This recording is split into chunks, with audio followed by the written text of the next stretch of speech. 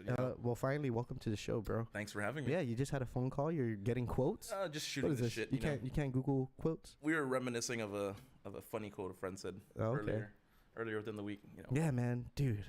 So, but before we came on here, Ralphie's been here for about a good hour. Maybe like 5 hours. You can pull the mic closer to you, bro. Oh, solid. There you go. Yeah. Hello, test. How's that sound? It's flexibility is very good. Oh, that's what it is. Yeah. Working through the problems, right? Yeah. So Ralphie's been here for about a good hour and just shooting the shit. Everything that could have went wrong tonight went wrong, and that's okay. I'm glad it was with Ralphie and not with Miss Arlene Steffi last week. Very.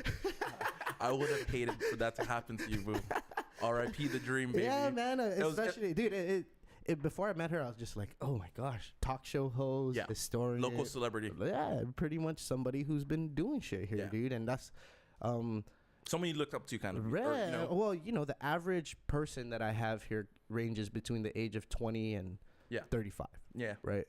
Mrs. Steffi is 63 years old, right? So just trying to bridge that gap in itself. But thank God she's a professional talker. Oh, definitely. Right? Definitely. And so I felt pleased that she was happy to be on the show. It seemed awesome. Like she had a good time. Growing, and like you said, Master Random, right? That's always something you promote. Talk about anything and everything here, baby. Yeah, and it's funny how it happens that way. I don't know. I was just thinking about it, right? The breakdowns earlier is kind of like the Cavs in that series. If it's not one thing, it's another, baby. It's J.R. Smith or it's Well, LeBron. You can blame it that LeBron broke his hand.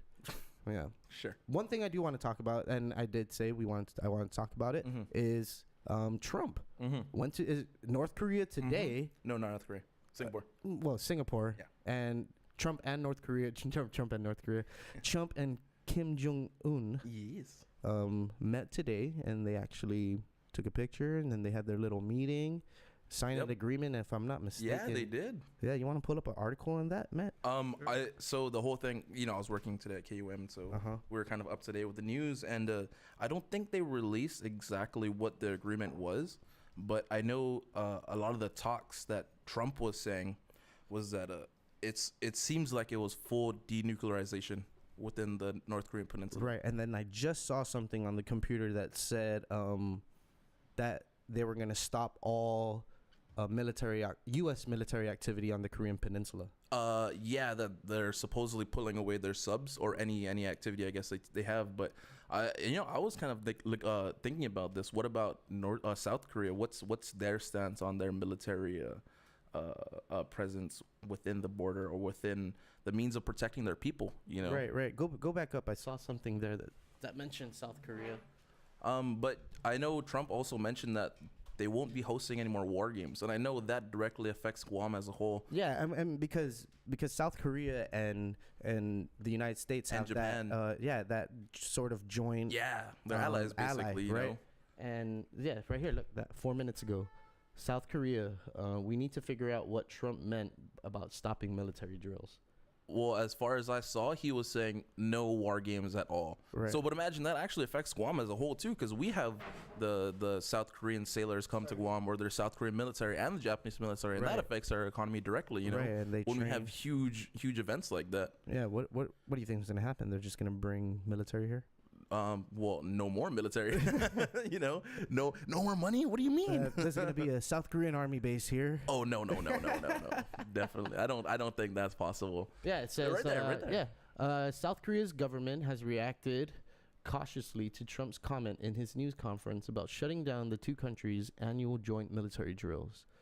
The South Korean president's office said that we need to figure out Trump's accurate meaning and intention of this comment. However, we believe we need to seek various measures how to efficiently move forward the dialogue while serious talks are being conducted to denuclearize the Korean Peninsula and to establish relations between North Korea and the U.S.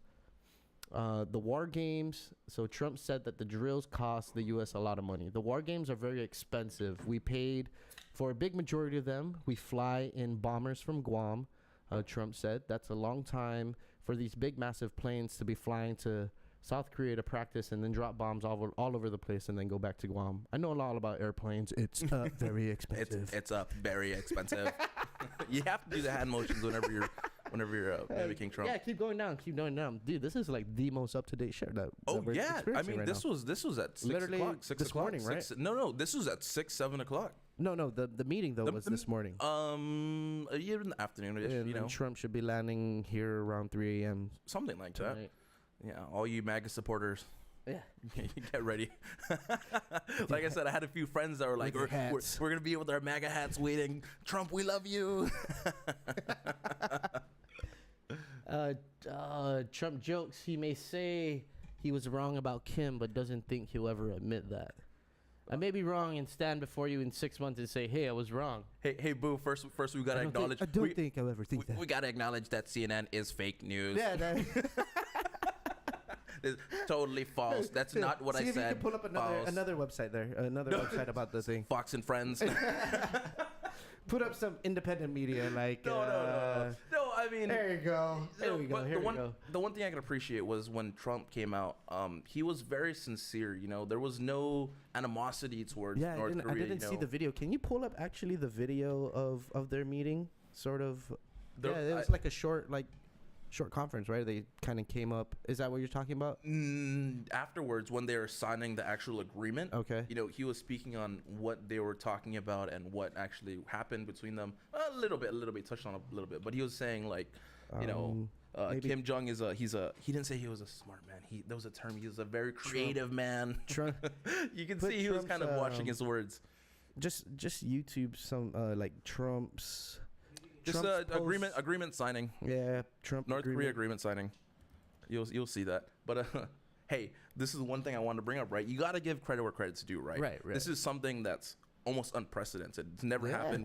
It's never happened. I think in the whole freaking entire history of North Korea. Yes, it's insane, right? So they've always been this really isolated country for over 50 years at least. Yes. With the dictatorship and power that, you know, no one was able to agree with or work with in terms of anything. How's about Dennis Rodman is like he's taking all the credit right now. He's like, yeah, they're both my friends. Potcoin is booming. Invest now, boys. Right. Invest now. That's all camera. You can turn it down just a little bit. Listen to those shutters. Yeah. You can see or you can hear the media presence there. This is a unprecedented event. This morning, man. Just this morning. This is the whole day today, you know. Oh, my God. My heart's been racing. So, do you think this qualifies him for a Nobel Peace Prize? Oh, man. I don't even know what qualifies anybody for a Nobel Peace Prize. Hey, Obama got one. Yeah, but... I remember seeing a stat, maybe you can pull this up and fact check me, that Obama has the highest record of drone strikes as the president of the United States. Yeah, Are you bringing up conspiracies? This is the Joe Rogan podcast with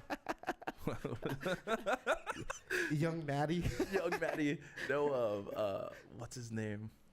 The Jits player. Joe Rogan's friend. Oh, Eddie Bravo. Yeah. He's the number one conspiracy 10 times more strikes than... Obama's final drone strike data. Oh, fine. CFR.org. What is that? What's CFR? Where are you looking at? Second one right there. There you go. Where the mouse. Yeah, just click it. CFR. What is it? Council on Foreign something. Relations. Yeah, it's got to be relations. Religions. Wow, this podcast took a turn. We're serious My here. God. We're serious. You know, Trump's making the world greater again. Yeah. Making the world great again. 540 strikes. 2 drone strikes, 3 hours apart. It's 20 civilians. 540 strikes later. Jesus. See if there's a table. There has to be a table. Go ahead and scroll down. Oh, right there. Of course. Jesus Christ. Pakistan. The number of strikes. So Jesus. What's LWJ? What are these here? TBIJ. Not too sure. Well, total right there, right? These are all in multiple countries here. That was Pakistan. That's Yemen. This is Somalia. So, yeah, about 500 some. That's insane. Over the last 8 years. We talk about Rocket Man, right? Kim Jong being Rocket Man. I guess you can sort of validate that, okay, yeah, something unprecedented has happened today in the history of for sure man of countries with aggressive dictators. You would like international relations or whatever. I'm not an expert or anything. Yeah, like neither that. am I. So what do I know? What do I know? But maybe I'm. Hey man, you got to give him credit where credit's due, right? Right. I'm constantly on maybe Reddit. Man. Yeah, man. It's about toxic. Yeah. I didn't go through there was like 10,000 comments on the post of them meeting. Yeah, and I didn't get to go through it. One thing that is my favorite to do of anything on the internet is read other people's comments. Oh, definitely. Dude. It's a blessing and it's also a curse, because sometimes when you have maybe negative connotations or you're in a think tank, you're in your own bubble, you look at the comments and it validates whatever your opinion is, right? Right. Like me, I'm a Star Wars hater. Why? Like, the new Star Wars sucks. Put me on record, baby. The new Star Wars sucks. I mean, I can rant on for hours on this. Go ahead. Why do you think it sucks? I haven't seen The Last Jedi. That's why. Okay. I seen Rogue One. I thought Rogue One was amazing. Really good. It was a really good movie. I loved it. But that was probably the best Star Wars movie out of all the recent movies to come out. It was better than. Did you watch? What is it? The Force Awakens? Yes. I didn't. I liked it, but it was too much of a nostalgia movie. There's another Death Star. There was the same. Well, it falls in between. It's the latest movie. So after 7, 6, 7, 8. or 6. Wait, 6. 6. Yeah. Yeah. So it's 7. 6. Yeah, 7. But Rogue One was in between 3 and 4. Yes. Right. Yes. When Leia got the plans. Yeah. After they got disseminated. Oh my god. Hey man.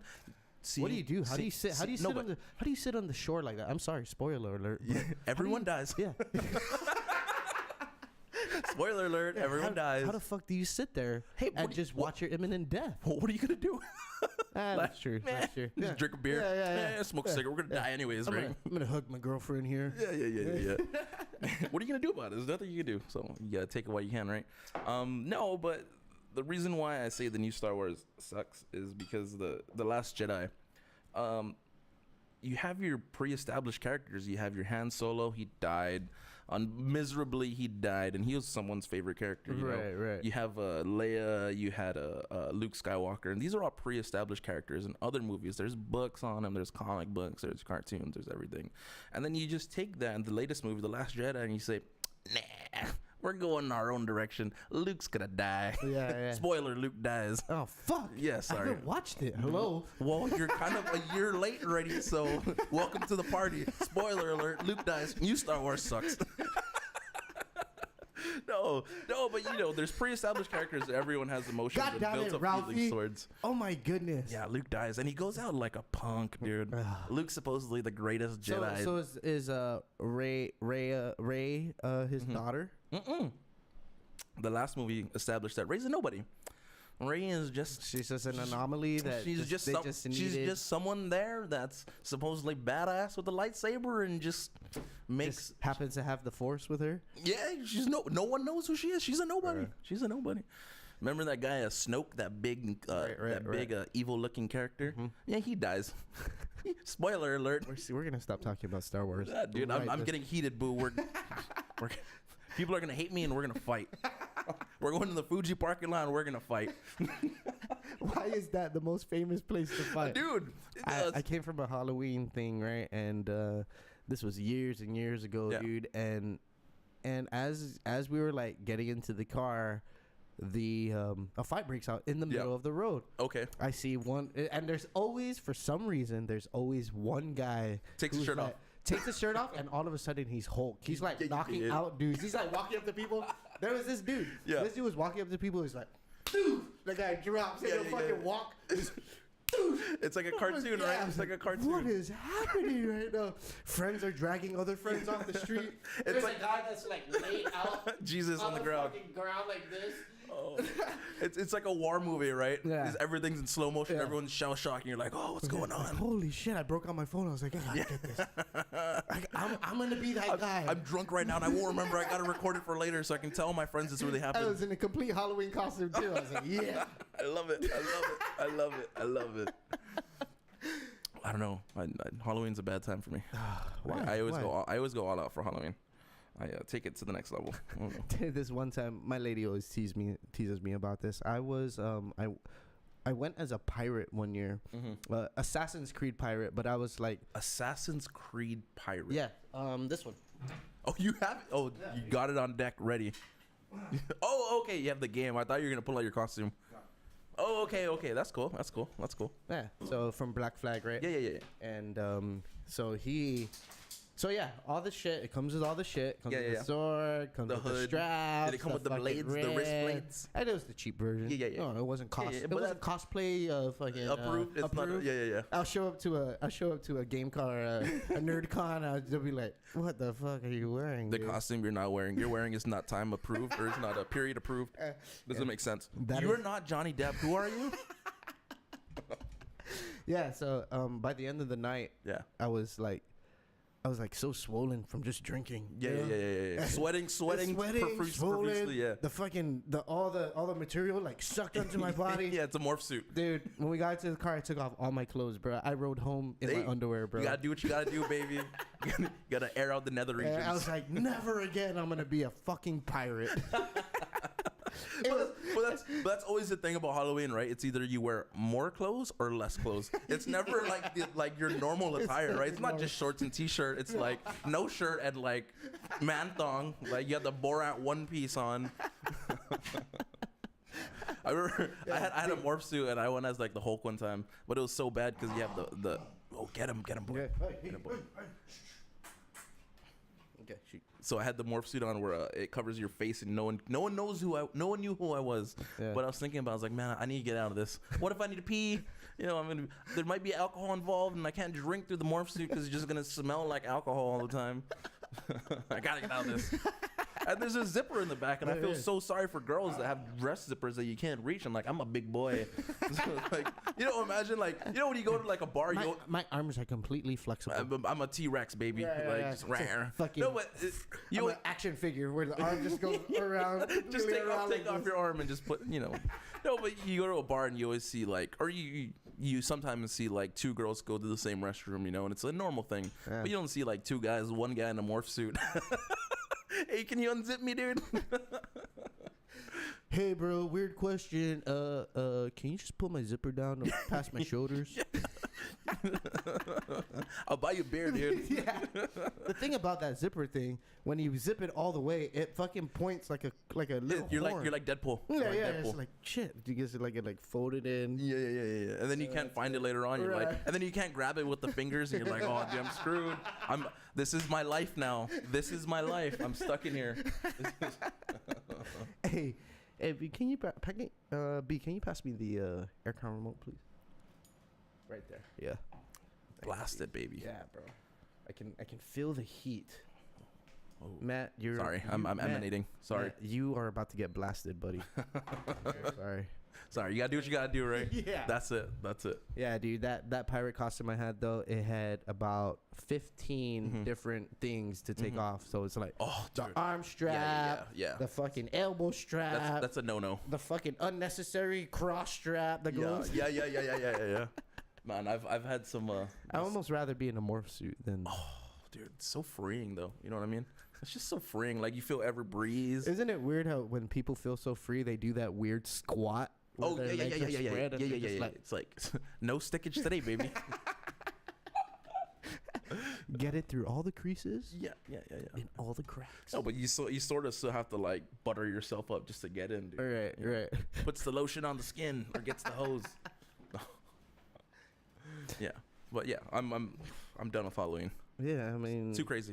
Well, maybe we're just getting too old. No. Do you ever grow up from Halloween? Does anybody ever grow up? You go to the streets of Bear Heights or something? You don't think so? You know, you still see some older people. When you have kids, that's when you have to grow up. If you don't have kids, then very true. Then Halloween is still valid. That's no excuse for no naughty nurse mom. You know what I mean? Like it's not for you, girl. It's for your mom. It's just an added adjective now, right? It's just naughty nurse. Yeah. But everyone knows. You don't go to GMH and be like, oh yeah, naughty nurse. Like, that's only Halloween. Come on. Have you seen that movie Silent Hill? No, I haven't. Oh, never Based mind. off the game, right? Yeah.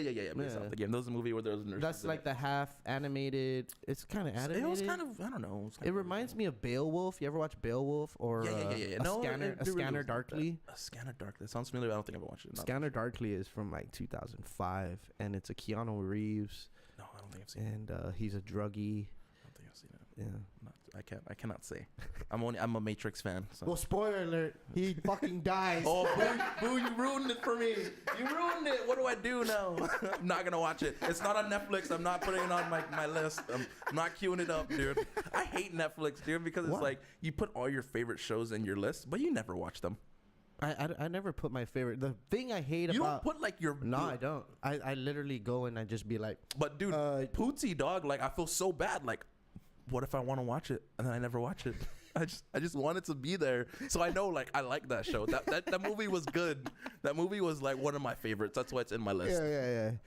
I'll never let it down. I'll never leave you. Yeah, the one thing I hate about Netflix is that when I buy a movie on iTunes, it comes in on Netflix. Oh.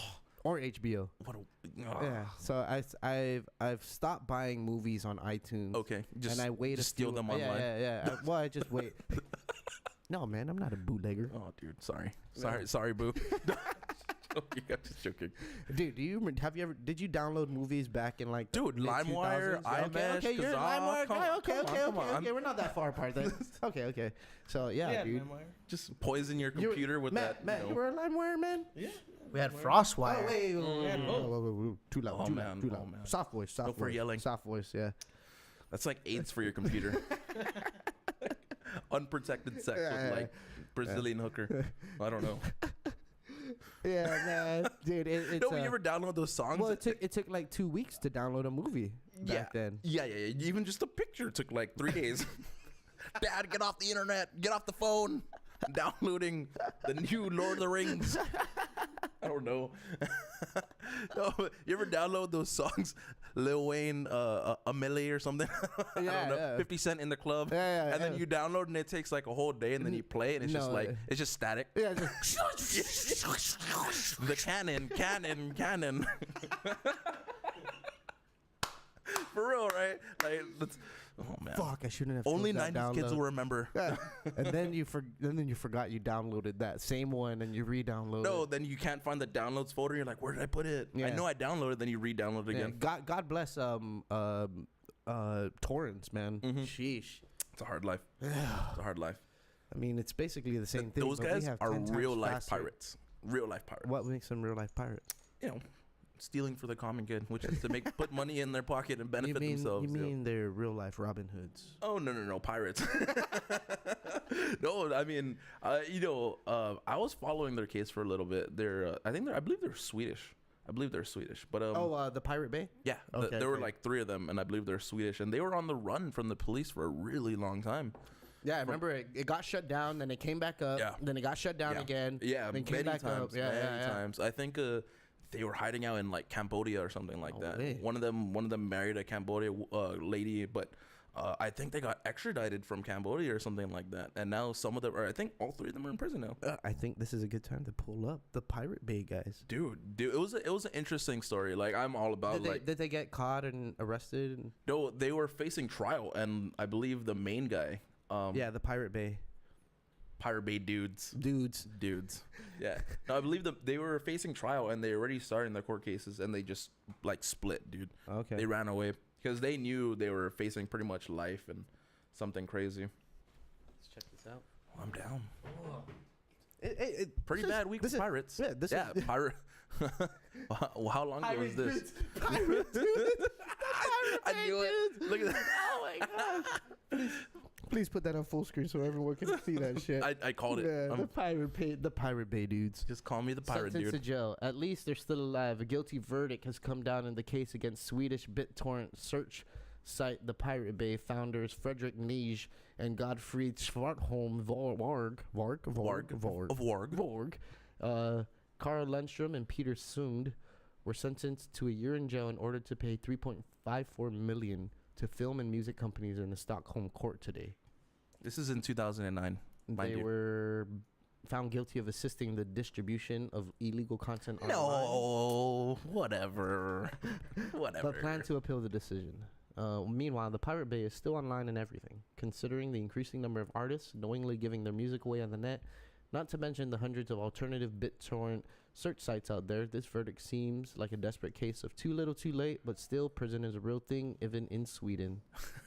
Even in Sweden. Just scroll up a little bit. Don't send them to what is it, right. DOC? April 2009. Yeah, no, but imagine though. Pitchfork. These guys. Is that a reliable source? Pitchfork.com.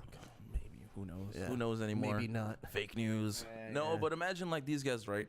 Basically, all they did was host a website. Right. They hosted a website where if you wanted to put a file online, you can give it to me. It's P2P, you know. Right. It's you to me, but they can't really host. They can't tell you, no, you can't put up this certain file. No, you can't put up that. It's like having a Dropbox, right? And giving you the link. What if I put up a movie on Dropbox and you downloaded it? You know what I mean? Then Like, we're both liable. yeah, exactly. But is the person who owns Dropbox liable? You know what I mean? No. So I know a dude in college. He was actually my RA, and I believe he got in trouble.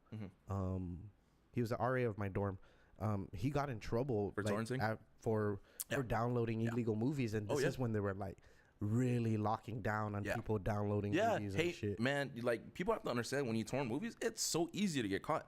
Like when you connect to another source, that's ISP, that's your IP. Yeah, that's your direct. That's where your house ISP, is. your IP, yeah. Yeah, but that's your IP is from your ISP. It might as well be a GPS. Yeah. Hey, catch me here, FBI. Yeah, here you go. Here, pinpoint. Down to the 1.12. Yeah, at 9:30 at night, I'm torrenting Lord of the Rings all 3 seasons HD Blu-ray. Yeah, dude. When I was younger, Standard edition. I was actually practicing to become a hacker. Oh shit! For a small amount of time. Oh shit! Hacking the mainframe. Yeah, but me and my cousin were my cousin was like super into computers. Yeah. And we spent hours, literally hours, webcamming each other. Bro. Okay. And this is the dorky phases. Yeah, man. You know. Yeah, dude. And that was my shit. We play online games. We were a huge America's Army. Okay. America's Army was like the Call of Duty. I don't mess with that nerd stuff. Back in the early 2000s. Okay. For real, dude. No way. You like downloaded it off the I know what you're talking about. Yeah, you I know what you're downloaded the talking game about. off the internet, and then you had to like go through basic training. Oh, and no then way. Depending on how you did in the basic training, would determine your skill rank your or whatever. skill rank and what you can be. And then you go and you just join a room with like 60 other dudes. Oh, no way. Yeah, bro. And just go to war kind of thing? And you just go to war with each other. Dude. Yeah. Epic. Yeah. America's Army and Age of Empires. Oh, man. Yeah. I can't play that point and click thing. I don't know. RTS kind of things I can't play. Hey, since we're talking about video games, I just want to bring this up. You know they're making a new Halo game. Really? Yeah. After all these years? Yeah. How long has it been? Halo 5 came out, what, 2-3 years ago? Halo 5? Yeah. Holy shit. 2-3 years ago, something like that. Maybe even more. I'm not too sure. When the Xbox One came out, that's when Halo 5 came out. I don't know anymore. But yeah, since there's that E3 conference where there's it's pretty much all video games from the developers, publishers, game creators, whatever. It's a chance for them to sell their projects, get investors and stuff like that. And so someone came up with a new storyline. Is that just what happened? I'm right there, baby. No. You guys are fucking on it. No, so I was you guys are fast. No, it's the thing is no one knows what it is. Okay. They showed like a teaser trailer for it, but I know Can we show the teaser trailer? I know you're a big Halo fan, so dude, Halo Infinite. I actually played the first 2 or 3, the first 2 guarantee, and I flipped it, went through all of it, but then after that I moved to PlayStation. I know we were talking earlier, but there was definite shit talking involved, right? With Halo. Yes. Yeah, and that was probably the number 1 shit talking game. And if you didn't talk shit, you didn't play Halo. It was when I went to college. Is the first time I ever heard Red versus Blue. Oh yeah. Yeah. So this is the trailer for the new Halo. What is it? Invasion or Envision something? That's an I. I read a little bit behind this, so I can give maybe a little bit of breakdown. But they're basically teasing their new engine that they're using for this game. But also, it's a subtle thing. But if you see, there's animals, there's life, there's trees, there's nature, there's carvings. So yeah, in the previous Halos, it was pretty much desert, aliens, invasions, and shit, right? You were on the other Halo rings, like in Halo 1. Halo 1, you're on a Halo ring, right? Okay. Yeah, I'm a nerd. I know these things. Yeah, okay, go for it. Yeah, Go Halo for it. 1, but there was enlighten me. But there was Ralphie. no people. There were installations and everything. But if you look at this, there's evidence of people with ancient markings. There's all these supposedly ancient animals and creatures and life. You really didn't see that in the other Halo games, especially in remote Halo rings or remote planets. And so when we keep going in tease, we show that the UNSC lands there because there was a ship. And there's lights and stuff. These are like the UNSC Marines, I guess. So they're on this supposed Halo planet, and there's life here. Wait And for it's it. the first that they've seen. Wait, About. no, just wait for it. Wait for it.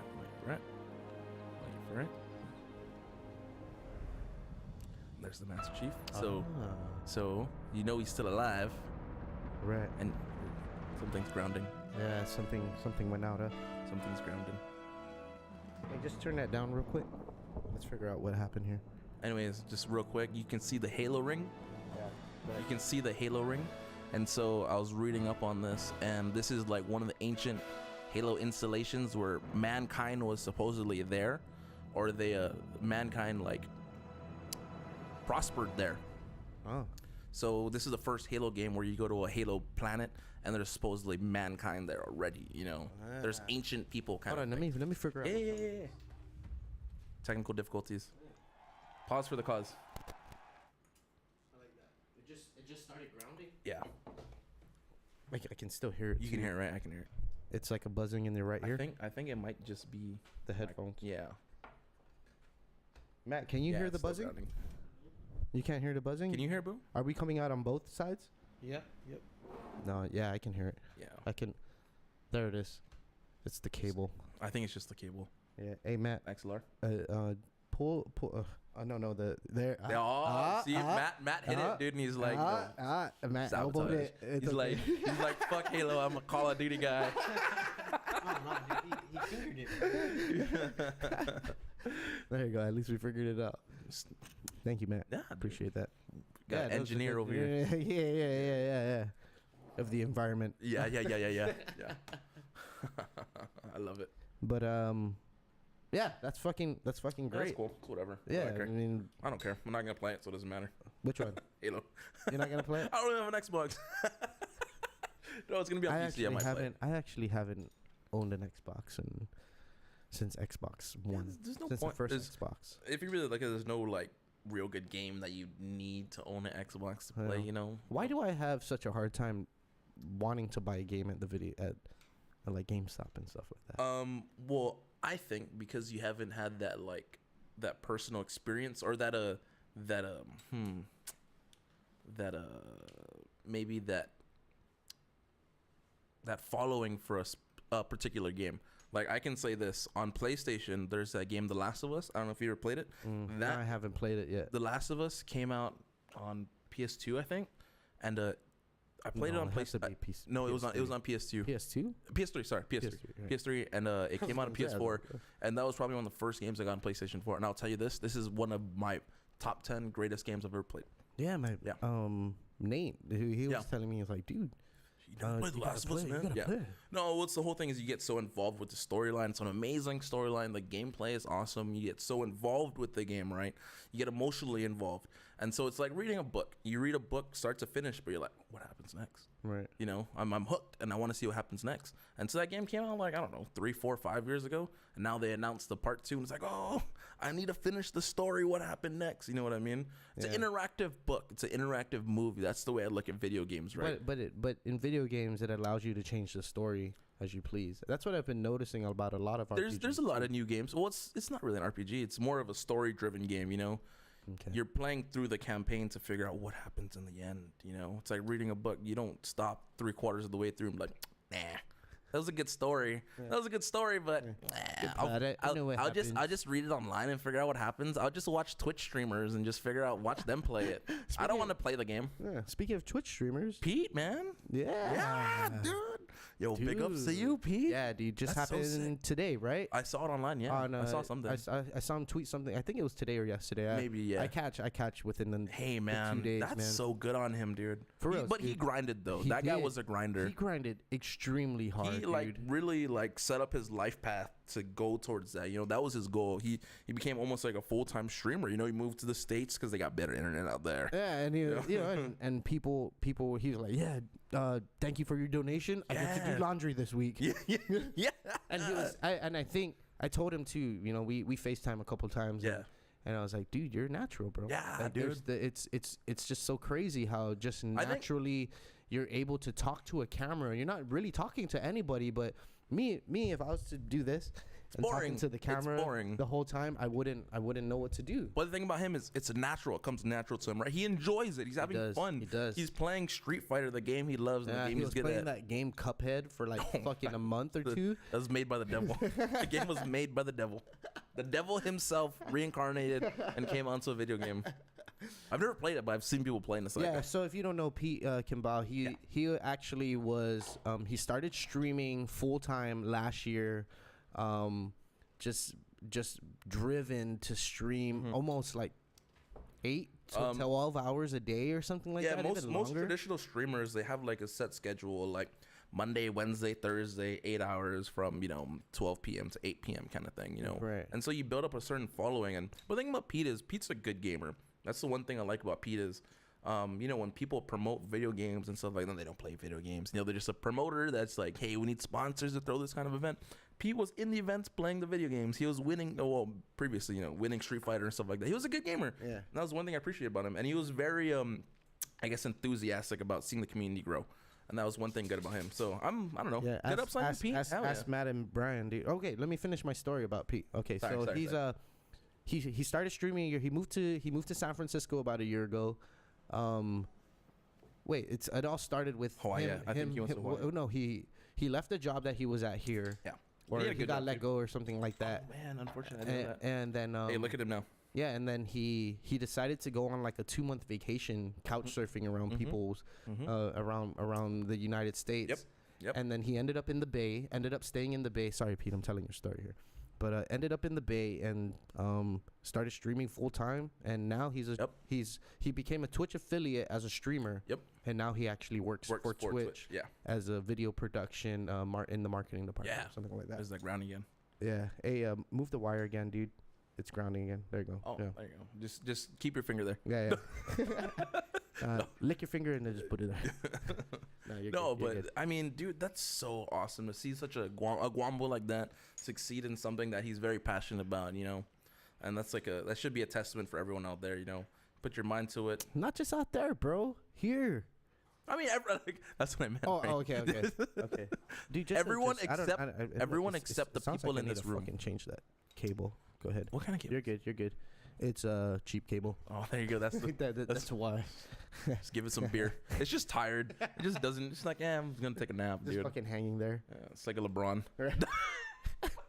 Still want to win. I don't know.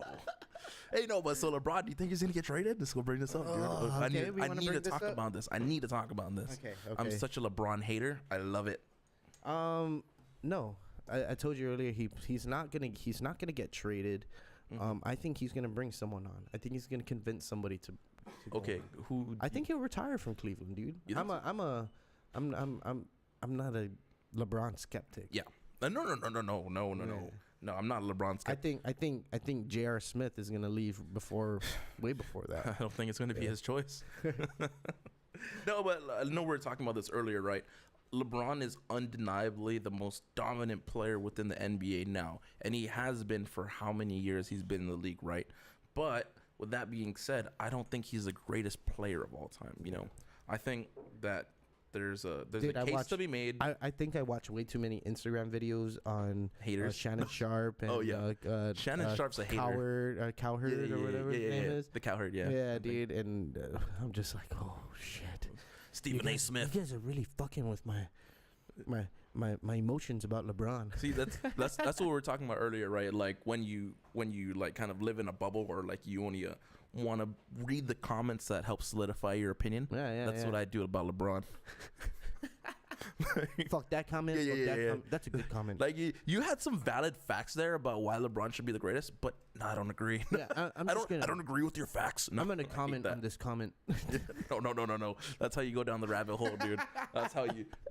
Oh man. Yeah, I mean, LeBron definitely the greatest player of his era. Yeah, Hard to 100%. argue he's the greatest player of all time, just because there have been great players of all time. Yeah. Wilt Chamberlain scored 100 points. Yeah, it's crazy. It's insane, right? Yeah. Michael Jordan went 6-0. Yeah. Bill Russell is just a badass, right? But you know got what? Larry Bird. you know got Magic Johnson. You got all these greats, dude. Greats. Greats. But you know, I'll tell you this though, Tom Brady's undeniably the GOAT. My Patriots hat. Show them my hat. No, but I think he's too expensive to get traded, right? If they make some cap room within that team, they can get some superstars. But who would realistically be a superstar? I just really like how you can have multiple superstars on an NFL team, but Yeah. it really doesn't fucking matter. Oh yeah, of course. Yeah. You know, it's not the NFL is not really a team sport. You know what I mean? Like you can't have Zeke Elliott without having that Dallas Cowboy offensive line. You know what I mean? Right. Like if Zeke Elliott was playing in the Browns, do you think he'd be the most dominant NFL running back? You know what I mean? No. Yeah, I don't think so. Maybe not. Yeah. He needs that line. Yeah, well, but Tom Brady though, you give him garbage You just players, contradicted yourself. but Tom Brady is the GOAT. That's why. Like, So okay, so let's make that analogy then, or that comparison. Yeah. You said Tom Brady is the GOAT because he turned garbage players into champions, sure. but LeBron isn't the GOAT because he brought garbage You players. can't turn garbage into bronze. You gotta turn it into gold, baby. Honestly, No. I just think George Hill is not really that good of a player. Okay, You know, but I mean, he stepped up though in the playoffs. yeah, not when it counted, not when it really counted. They honestly they really missed Kyrie, man. They missed him. If he was there, that would have made the world of a difference. You know what I mean? But he got hurt still, so I don't know. Yeah, Whatever. but you can say that he would have stayed, and then he wouldn't have got hurt. No one thought Gordon Hayward was gonna get hurt. Oh yeah, definitely. That was depressing. But how much different of a team will fucking the Celtics baby, be let's. when those I wanna two see that. fucking come back? I want bro? to see that. I definitely want to see that. Just seeing them, They're a young team. Yeah, they have man. so much room for and improvement. in then the you future. have these two veterans, not just veterans, Yeah. superstars, Yeah. bro, in their own right, Yeah. and it's gonna be It's gonna be madness. epic. It's Yeah. gonna be madness. Yeah. You know. I think the Celtics will take over the Eastern Conference. But I'll at tell you pace. this though, I hate Golden State. I hate Golden State, and I'm a LeBron hater, so I'm stuck in between. I'm a rock and a hard place right now. I hate it. You I might hate as well it. be a Spurs fan. No, I wanted to see Houston, Boston. That would have been an awesome Oh series. man, You know yes, what I mean? dude. Actually, I wish Houston just really stepped it up towards the end. Yeah, You know man. what I But mean? you know, CP3 got Because- injured, so. Ugh. What is this? 25 greatest players of all time. Honestly, I just saw something on Instagram too of the 25 greatest players of all time, Mm-hmm. and it'll rank, bro. And of course, people are gonna go, LeBron is easily in my top. Top He's 5, maybe. He's top 5. 6. Yeah. Okay. I'll put him 6.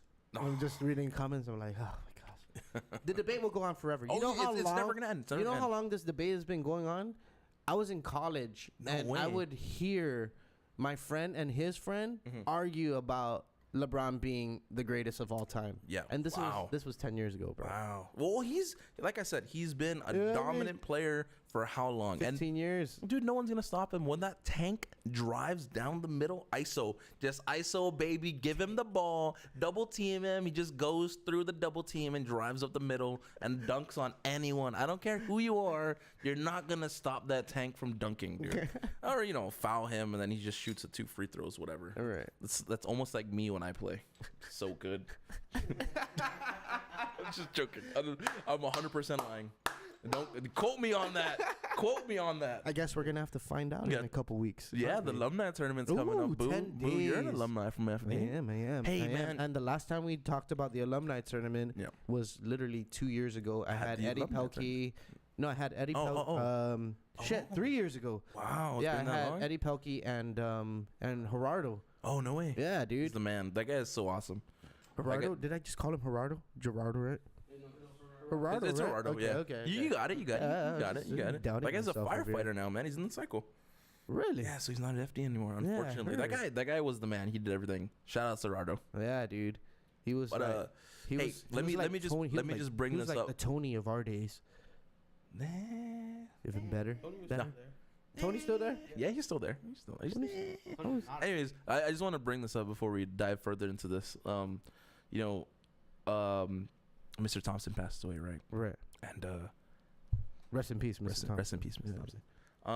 It's not something that was really, I guess, promoted in the media or talked about, right? There was always his family life. He was an awesome man. His history went through some crazy history. You know, he had a crazy past, and he, through all adversity, came to Guam and shaped the lives of thousands of kids on Guam. You know, thousands of kids. Literally thousands. Literally thousands of kids, thousands. and he had an individual impact on every single one of these kids. You know, Right. and it's, everyone always talks about that, but there's you never hear the stories of how he impacted my life, but I love it. It was the best. If Mr. Thompson wasn't there at FD, I think my class, because we are known as the best class at FD, class of 2010, we're the favorite. We're the favorite of everyone within the entire FD alumni. Oh my God. In the whole, okay, are you talking about in the whole history of... Yes, we are the favorite. Everybody loves us. Everyone can't stop talking about us.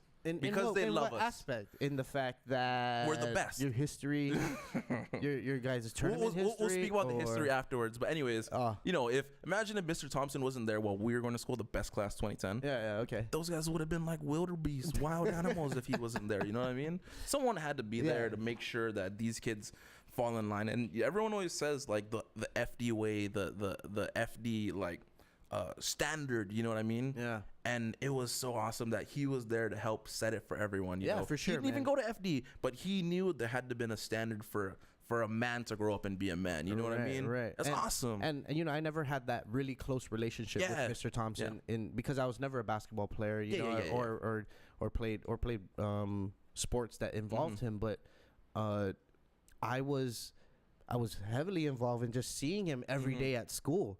And he was the vice principal, I believe. When I was going there, he was the vice. He just became the vice principal like my junior or my senior year. Wow. Okay.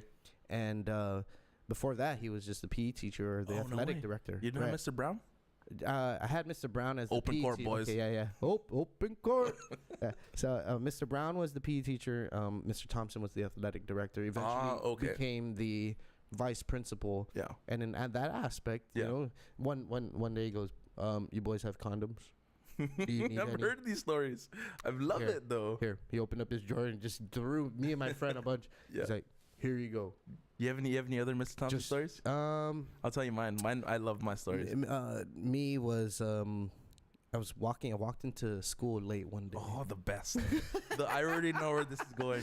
And we came out of the car, and there was smoke coming out of the car. Yeah. And obviously, he saw it coming out. Yeah. And I came out with my no uniform shirt. Yeah. And, as we do. And he goes, "Mr. Atta, is that Bob Marley smoking a joint on your shirt?" And I was like, "No, sir." And he goes, "Okay, now put on your damn shirt and get to class, you chicken head." And he smacked my back.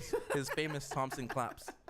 So his sign of approval. The one with the ring. Yes. The one with the ring. Yes. And I've seen him give the surprising slaps and the expected slaps. Yeah, like, but the thing is, like, bro, you deserve that. Yes. You did something to deserve it. Yeah, but what a great person. You know what I mean? Oh man, amazing person. He stood as that sort of role model. Or father figure within FD, you know. But it wasn't even only that, right? It was someone you looked up to because he had a collegiate career. He was an amazing basketball player. He knew the sport so well, right? So a lot of the basketball players always looked up to him, right? And it was just something, father figure, mentor, so many different roles he played. But anyways, back to my story. No, I had a thunderclap story too. When I was going to FD, thunderclap's the way I called it. We used to run during lunch. So I remember I ran from FD to Price Elementary and back. Wow. Yeah. What? Why? Dude, I had a friend that would run to Marine Lab just so we can go swim. and then run back during lunch. Lunch is an hour though. That was us was keep our boards in the car and right after school. Oh yeah, take off our clothes and go straight to boat basin or marine lab and surf all day. I was too fat for surfing. I never got into that. No, I remember. It's never too late. I ran and I came back, and I was a little bit late, but Ev was still selling food at lunch. So I walked in, no shirt, all sweaty, like, hey, Ev, just throw me some chicken cutlet and fried rice, you know, put a little bit of the tartar sauce on it.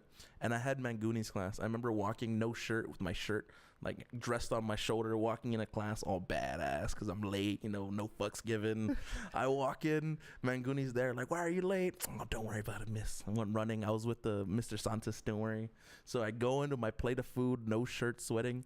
Everyone's looking at me. I'm like, yeah, badass. You're like naked shirt? Or like no shirt at all. Okay. Just like naked sweating. Okay. And just badass. Everyone's looking.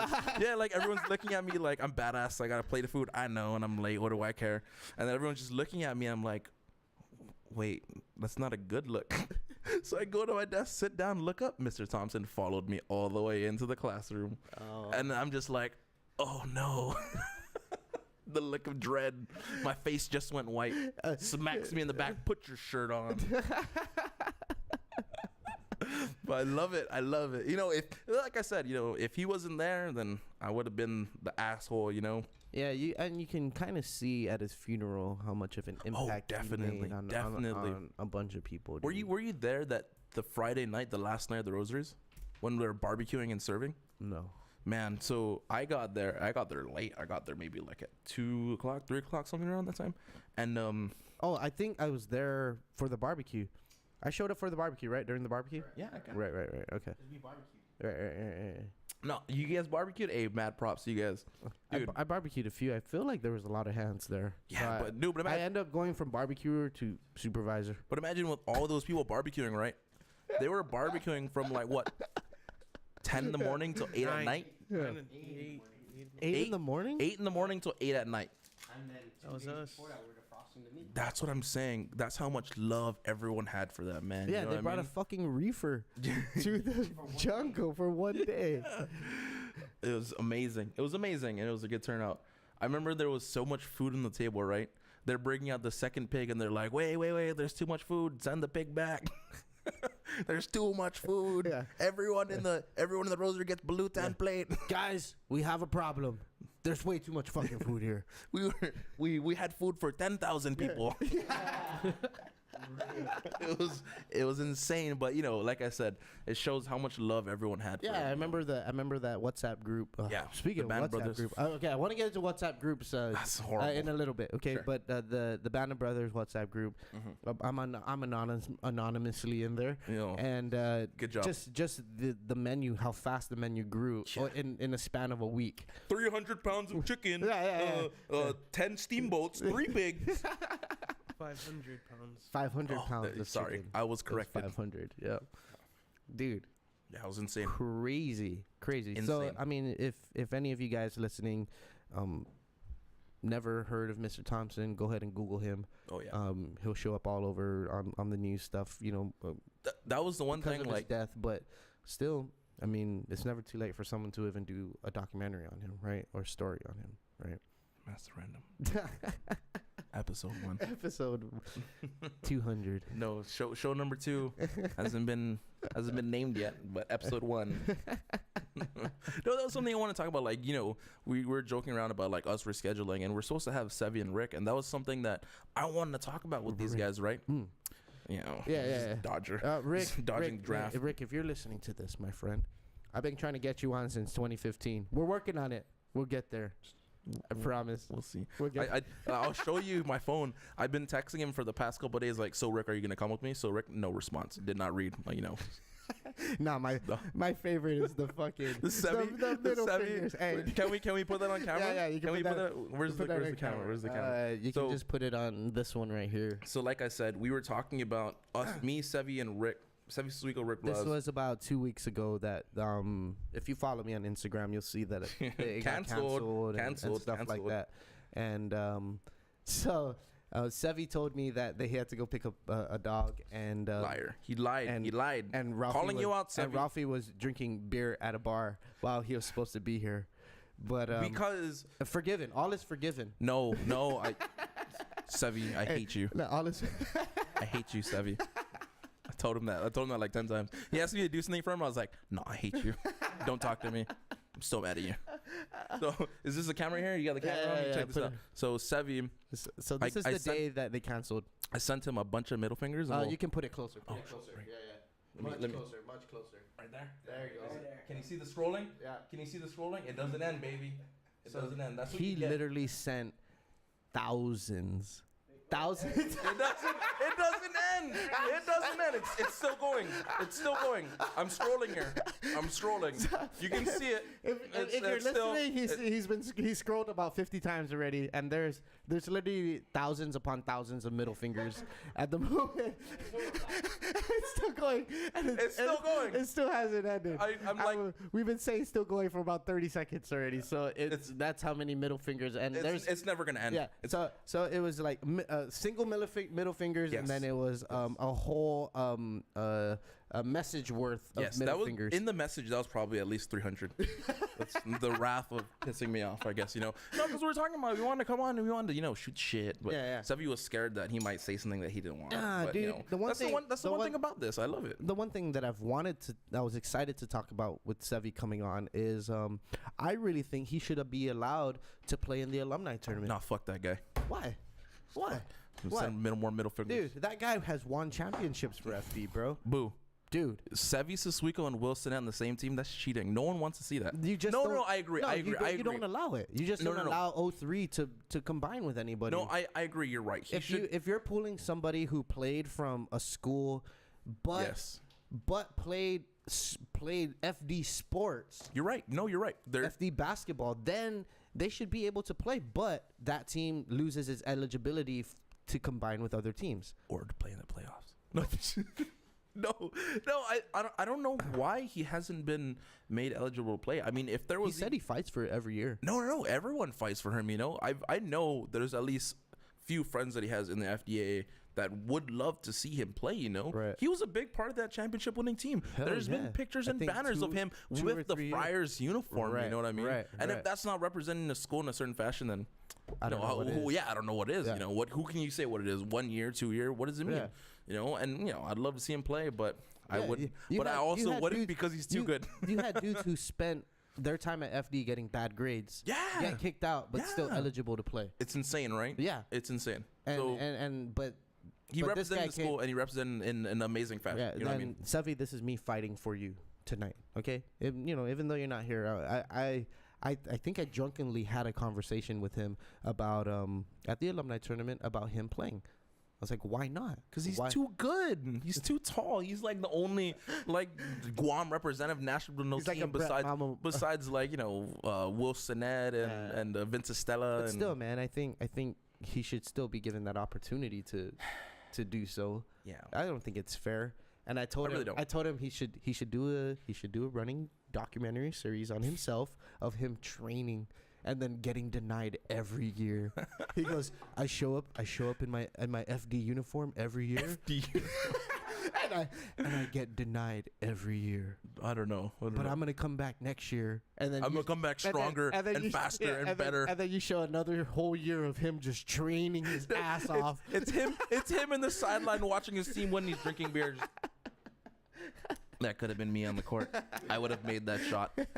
I would have made that free throw to send us to overtime. Yeah. Anyways, I love the alumni tournament. It's a good excuse for us alumni to get together and Yeah, man. I think I love it. It's I like didn't go to the first 5 years after I graduated. You're in college, though, right? Yeah, I was Yeah. in college, and then when I came Coolidge. back, I was like, yeah, Coolidge, bruh.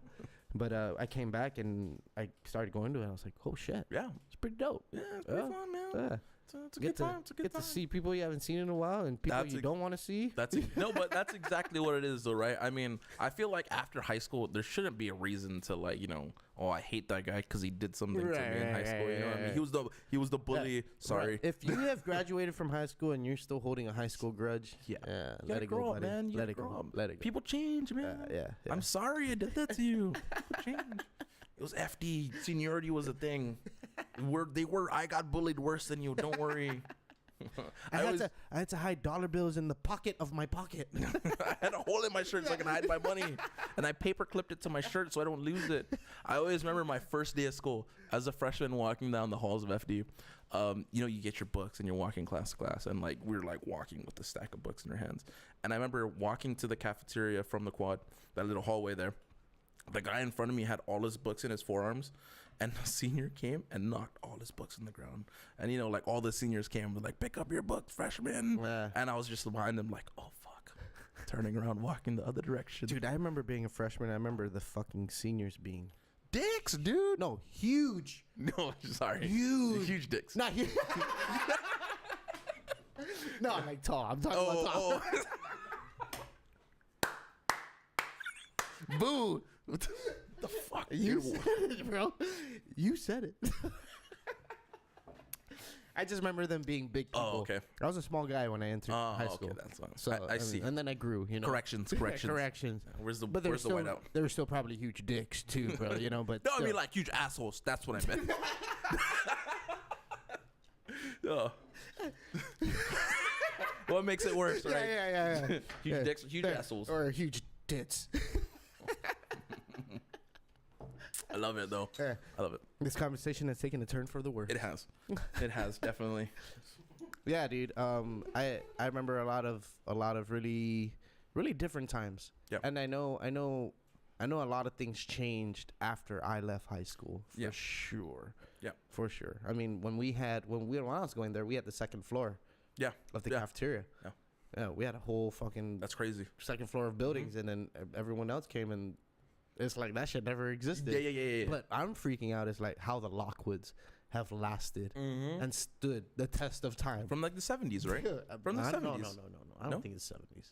I believe so. No, I think the mid 90s. Mid 90s? Can you Google that? No, I'm pretty sure. No, I'm pretty sure it's been like from like the 70s. Google like, the Lockwoods. I mean, those are sure? old. Those are old buildings, Dude, we need to fact check this. dude. No, Fight me on it. I think the Lockwoods were built in the 90s. Maybe it could have been. I could be totally wrong. What do I know? Yeah. Anyways, but those are old buildings, man. They're supposed to be makeshift classrooms. But dude, I've had some good times. Good times. like look at nowadays, right? There's cameras around the school. Like I can't imagine that when I was going to school. That was so bad. I think one summer we had all the fights like behind the Lockwoods because there's no cameras there. Yeah, I guess all the secrets are coming out about when you went to school. So my sophomore or junior year had to be junior year. My junior year at FD, over the summertime, going into junior year, we actually used to break into the jungle just every hang out single night to play basketball. So when it came to our junior year, actual junior year, we were fucking pros. badass. Dunking already, like LeBron James out there. You know what I mean? I feel you. That's cool. It was the summer of our senior year junior year going into our senior year. Yeah. And we were just, and then my friend tore his ACL, and they were just like, "Fuck, we're never playing basketball again. Fuck this sport. I don't like this sport anymore. I'm gonna go play rowing or paddling. Football." Oh shit. Yeah, bro. Rugby. Did you play football? I never had the grades for football. Okay. Football was always a fourth quarter sport grades. So fourth quarter is like I'd need to get out of here. Fourth quarter, the previous year. You need the fourth quarter grades to play first quarter sports, and so going into fourth quarter is always like, I did pretty well like the first three quarters, so I could just like kind of mess around fourth quarter. Like I'm not gonna get kicked out. So C's and D's are pretty cool. Like I just gotta survive, right? No, I played rugby though. Rugby was awesome. Okay. Yeah. I always freaked out. I was like, shit, I never knew Ralphie played rugby when I used to see you play just the social clubs, right? Well, because after high school, I never really played. I got into judo and I started doing judo, and I was like, oh man, I can't really dedicate any more of my time outside of judo because I spent a lot of time doing that. What made you want to get into judo? Well, Rick the Dick. Okay. Rick's my godbrother, so okay. I did it when I was a kid growing up, and so I stopped doing it. I don't know why. And so it was one of those things after high school. I really wasn't doing anything. I just working, and Rick was like, just come train and just kill some time on my dojo. Did you ever go off island after graduating, or you just been here? No, that was my plan to go off island, but I never really went. I was like, dude, Uwuji's too much fun. I love it. It's not the fact that like all your friends are here, but it's the fact that you make friends from all the other schools that you never met. You know what I mean? Like, I didn't know you went to Southern High or Sanchez or JFK, but now we're all friends and now we're all coming together for a common goal. You know what I mean? Right. We're all seeking the same major. We're all going to the same classes. We're all having fun. You know, I loved it. It was that same experience that happens in the States also happens here, oddly enough, right? yeah, but I mean, these are people that you would have never connected with on Guam unless you were on Guam. You know what I mean? And if your goal is to stay on Guam and live on Guam, that's something amazing where you can build relationships early during your college years and have that carry with you for the future. Right. You know what I mean? If your plan is to stay on Guam and live on Guam, UOG's not a bad school. You know what I mean? Yeah, I agree with you. I think I only keep in contact with about 5 people that I went to college with. And I met From Guam or stateside-siders? Stateside-siders. Copious amounts of people Oh, yeah. I believe it. that I believe met it. out there. I believe And I can see what you're saying of the Camaraderie you kind of make. camaraderie Yeah. that you make of going to school here and then starting your career here because there's a whole bunch of people who are planning on doing the same thing. Yeah, so when I was going to UOG, I was president of the Public Administration and Legal Studies Club and Society. Sorry, it's not a club, it's a society. Sorry, I gotta correct myself there. Yeah, You're the fucking president, bro. I know, right? Donald Trump, we're putting a wall on. No, so the whole thing was, right, a lot of us within that group were all studying the same degree, same like field. And so in the future, we're going to be like supposedly seeing each other in the same fields, same job description, same job fields. And I would hope that I would build this relationship early so we can build this in the future when we're working together or we're working with each other in, you know, like same fields, or I guess, you know, whatever. Yeah. So it was cool. Like after I graduated, like some of my friends went to the marshals or on probation or GPD, or they're in the What'd you graduate with? criminal justice and minored with public administration. I kick myself in the ass every day because I needed one more class to major in public administration. I was like, should I go back to school and get that one class so I can double major? Fuck no. Graduate now. Get out of here. Yeah. I'm done. I did my time. Yeah, get out of here.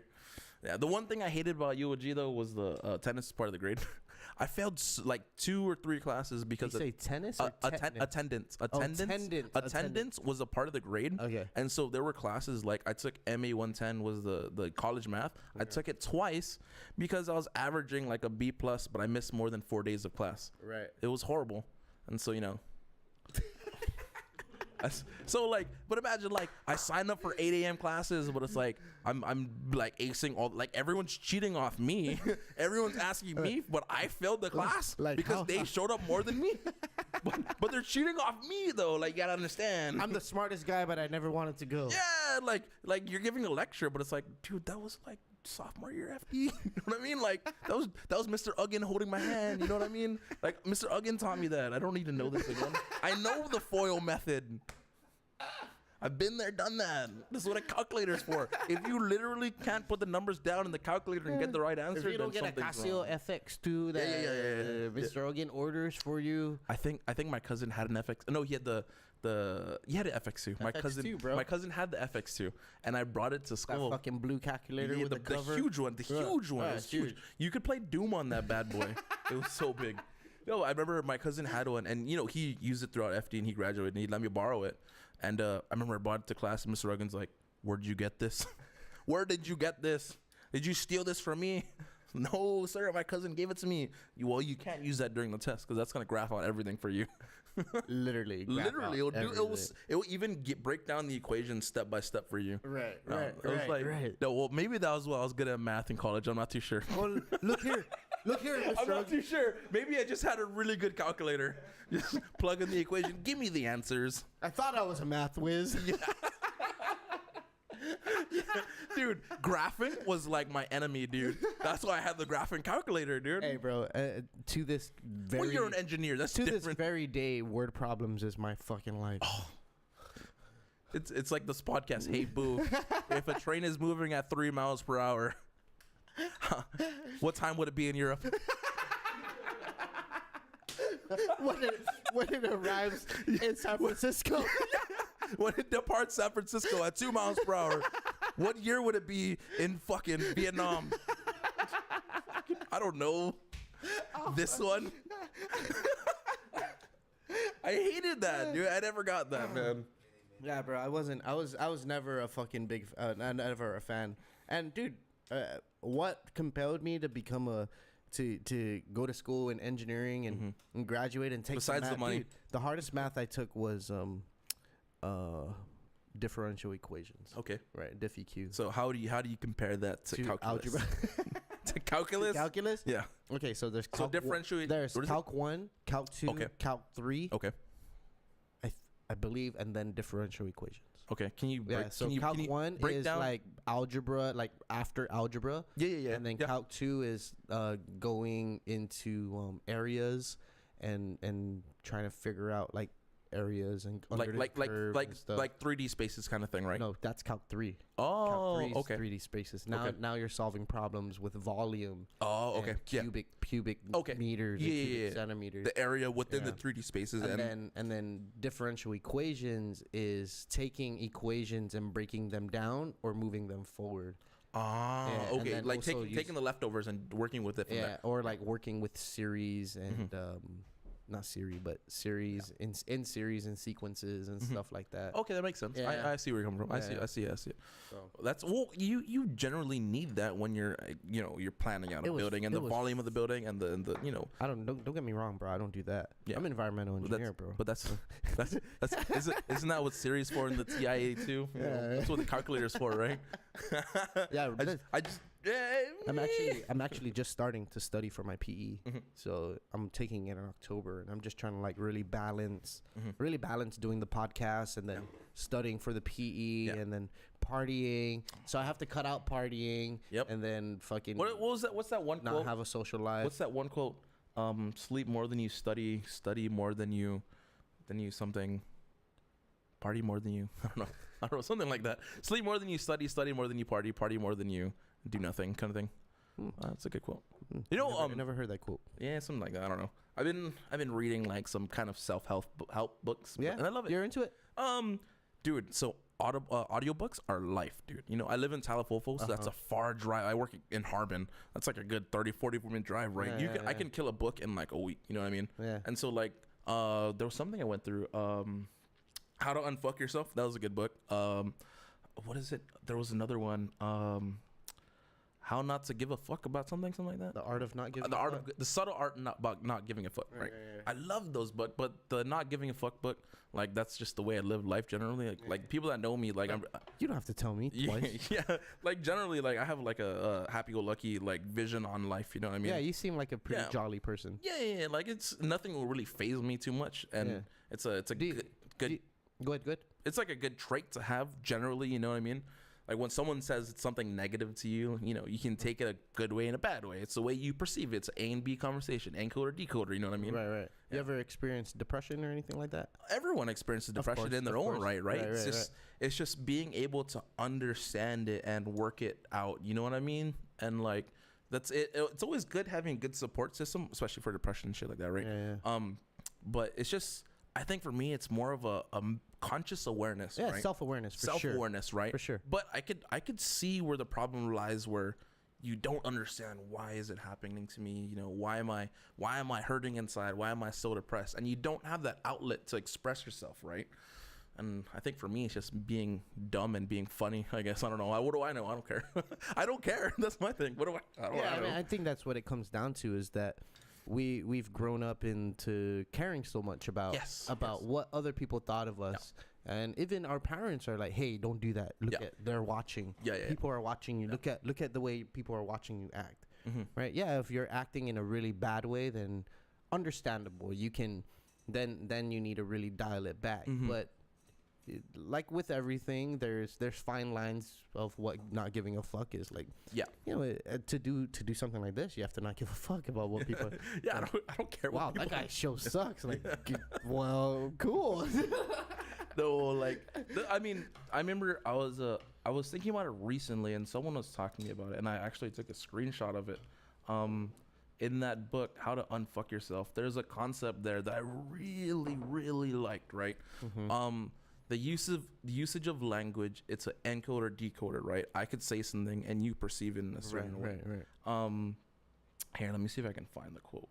It was basically saying that with your psyche and the way you perceive. Go ahead. You can look for it, bro. Yeah, We're not in a rush, dude. Yeah, hell yeah. Let me see. Yeah, I'll just say some shit on self-awareness. Yeah, dude, it's important.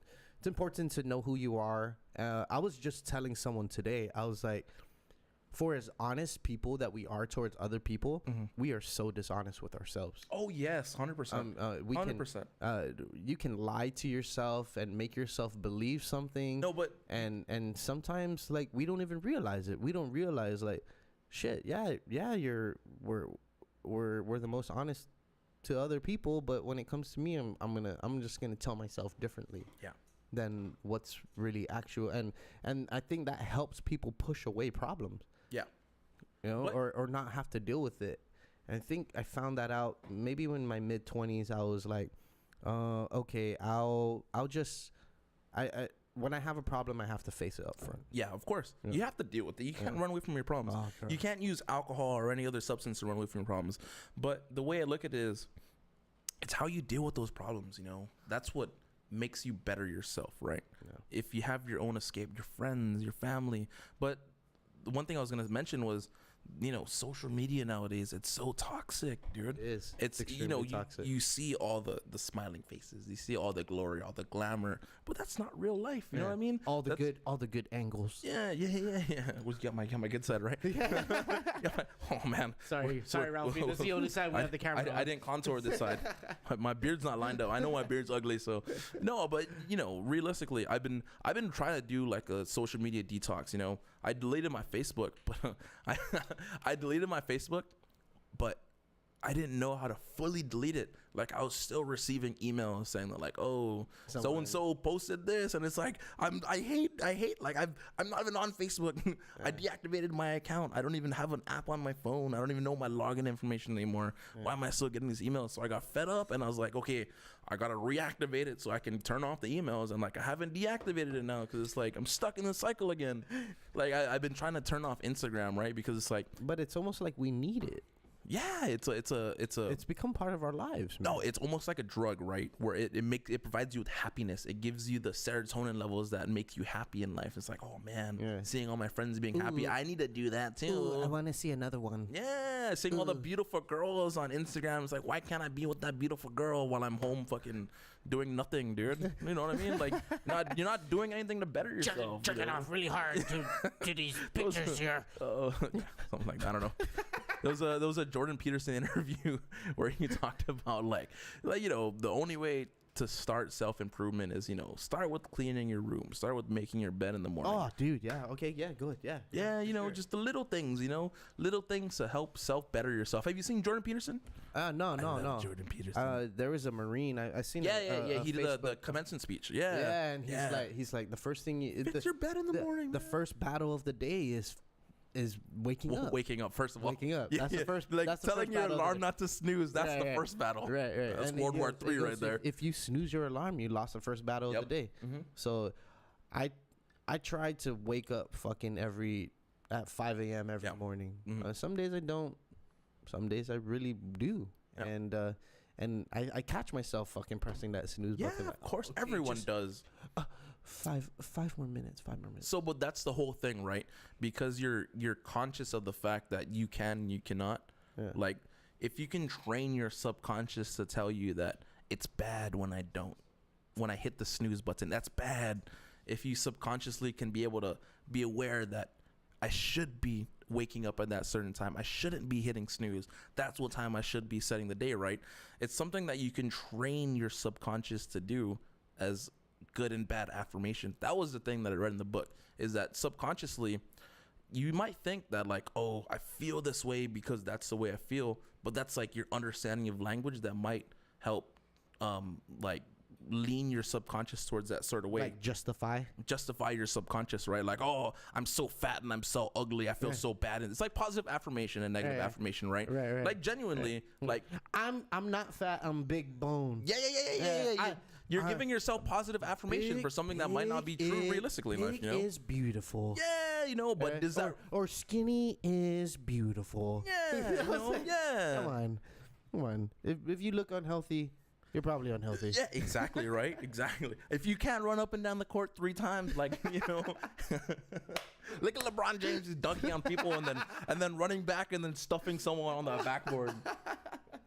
Dude, I played basketball today, bro. My fucking knees are killing me, bro. Dude. All day today, bro. You know what's good for that, boo? What? Beer. Pour some beer on it. Not if I get fucking gout. No, dude. Hey, man, I heard gout's good for medicinal marijuana. You saw that bill that they're trying to pass today? The home cultivation? No, I didn't see Luis that. Mooney was talking about that, Should right? introduce that? Yeah, home cultivation. Because, the whole thing is medicinal marijuana has been passed how many years ago by the voters? Yeah, and bring that up, Matt, if you can, on the legislature channel. And that was something interesting, right? That's like a way to kind of circumvent the fact that there hasn't been any progress. Yeah, it's been what, 3 years? Something like that. Because the only reason why I bring this the up, last election? 2014. the only reason why I bring this up is because Casey Conception was actually my coworker at KUM. Okay. He Savage K for Savage those, K, for yeah, those Savage of you K. who don't The Google some shit and he has some really good yeah, stuff. it was the Casey Concession Compassionate Care Act, I believe. Right. Yeah. He was actually the one that trained me at KUM. He was kind of like my mentor, and he was the one that looked after me. The most recent. Go to their channel and see. Let's just see the bill that was passed. See if you can. No, it wasn't passed. They're debating introduce. Yeah, it was introduced and they're debating it.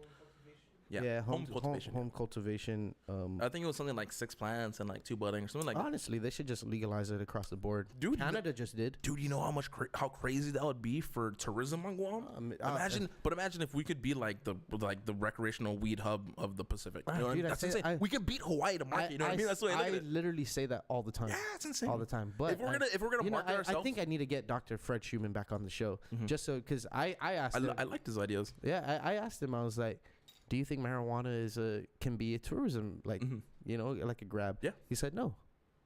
He said he doesn't think so. Different generation though, right? No, but that's the thing, right? That's what I love about the usage of language and debate. You can have this civil conversation with someone that doesn't agree with you, and we can talk about it. You might change my mind, you might not change my mind. Throw me some facts. Yeah, I was actually like, I kind of think it would make an effect. You have a younger generation who's more open-minded. I mean, even with the Japanese or the Asian cultures, they're taboo, less. Yeah, it was taboo, but now they're less inclined to believe what their culture has sort of told them life is supposed to be, just because of the internet. Yeah. Right. Yeah, so now you can be just a random person from Asia. Now you're Googling marijuana because Canada or a state in the United States legalized marijuana. And you're like, oh, what's going on here? What is marijuana? Oh, do we have that here? Has there been any scientific researchers saying, it's already been proven across the board that, marijuana does not kill brain cells, that, it's, yes, you're putting heated plant matter within your body, but it doesn't harm you, I guess. It doesn't kill you. It doesn't kill you by smoking. You know what I've been using? I heard you quit smoking cigarettes, dude. Oh, man. 2 years ago. 25 months this month. Wow, dude. Good on you, man. Yeah, May 7th, 2016 is when I quit cigarettes. And I had just come from a concert. I watched Kanye West and Wiz Khalifa in the Philippines. Oh, sick. Yeah, dude, it was dope. Yeah. And I was ready, I was still smoking, and I was talking to a dude who owns a vape shop here on Guam, and I was like, dude, yeah, I definitely want to come by. I'm really trying to quit smoking. I don't think it'll be a good answer, but right. I don't think it is either. I think it'll help me, this and that. And I got home maybe like 2 weeks later, and I was smoking a cigarette. I was sitting outside, and I was just like smoking. I just felt gross, bro. Yeah, my mouth, my breath stunk. Yep. I felt like I stunk, and I literally halfway through the cigarette, I dumped the cigarette, killed it. Good on you. Yeah, and I threw away the whole pack that I smoked, and since then I have not fucking touched. Good fucking on you. Cigarettes. Yeah. Imagine how much money you've saved. To be honest, dude. The way you look at it, man. That's I did the math. Here, let me see. So it's about like $200 a month, something like that. Yeah. Well, so I was smoking a pack a day. Yeah. That was my worst. Yeah. That was me at my worst. So but prices went up though. Right. So then it was $7 for maybe let's say $8, right? You didn't take a piss? All right, cool. You're good. Okay, so I'm just gonna do this math while Ralphie goes. To the left, the mirror. So $8. How much is cigarettes today? $7.50. Okay, let's go $7.50. A pack a day, 7 days a week, times 52 weeks in a year.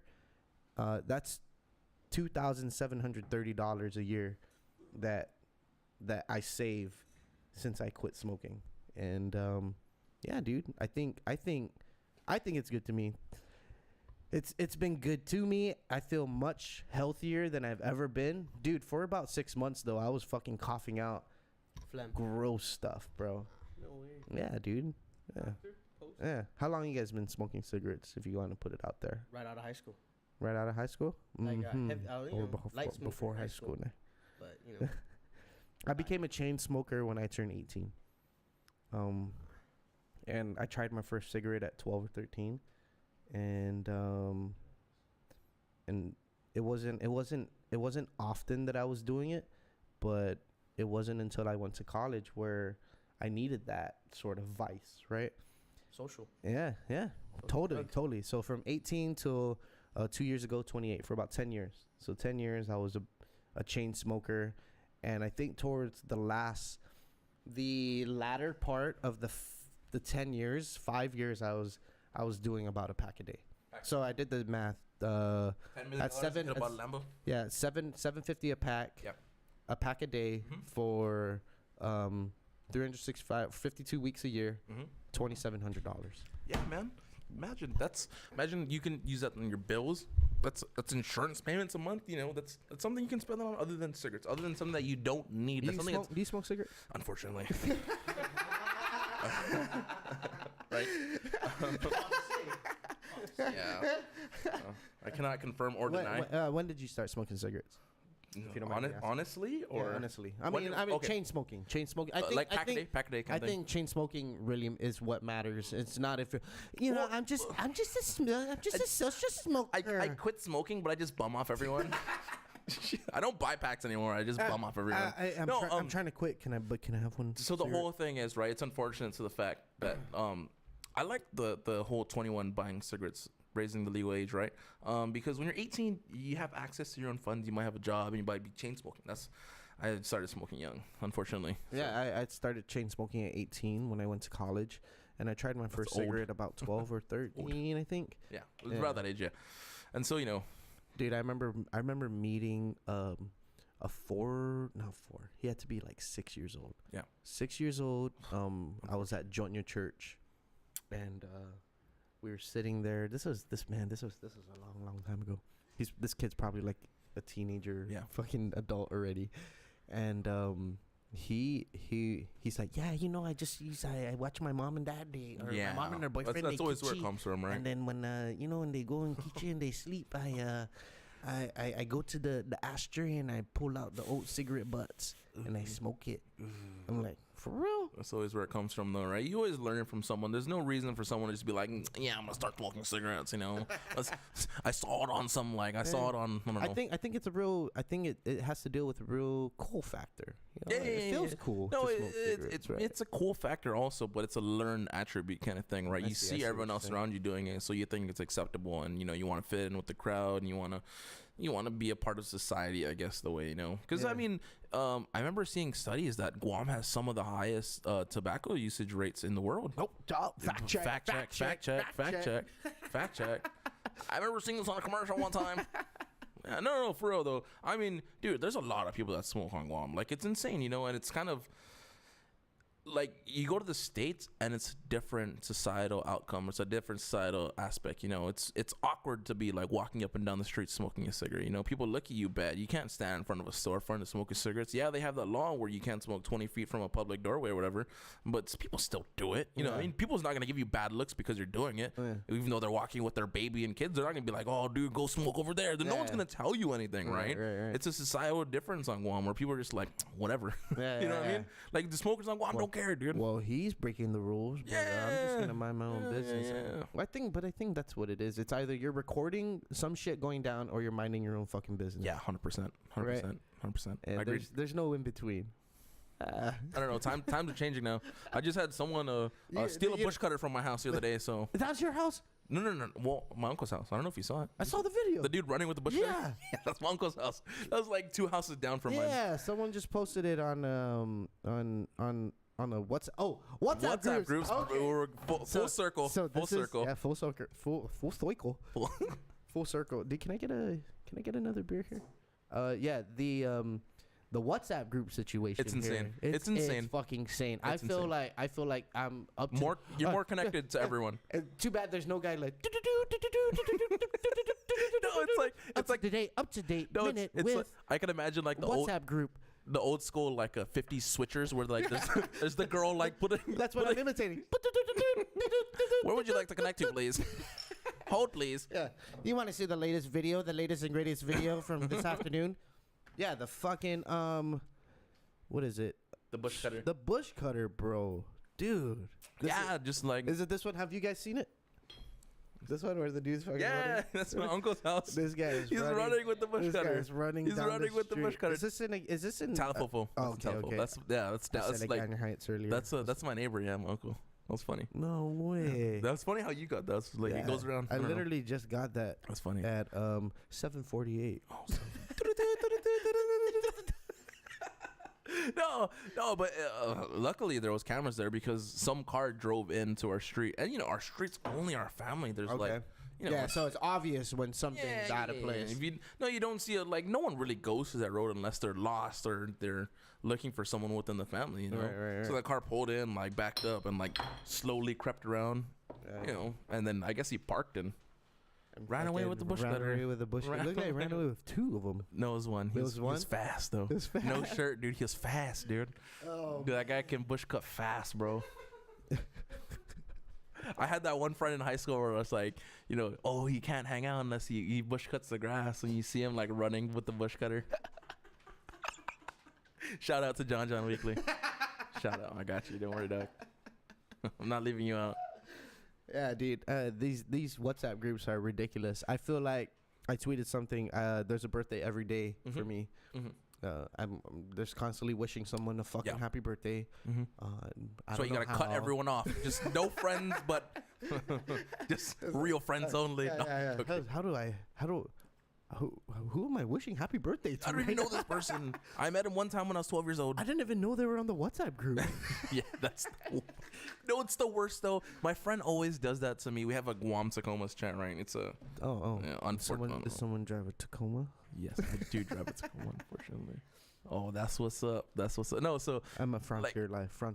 Every other day, or every so often, one of the guys like, "Oh, happy birthday, Ralphie," and like my phone will just blow up, dude. I hate it.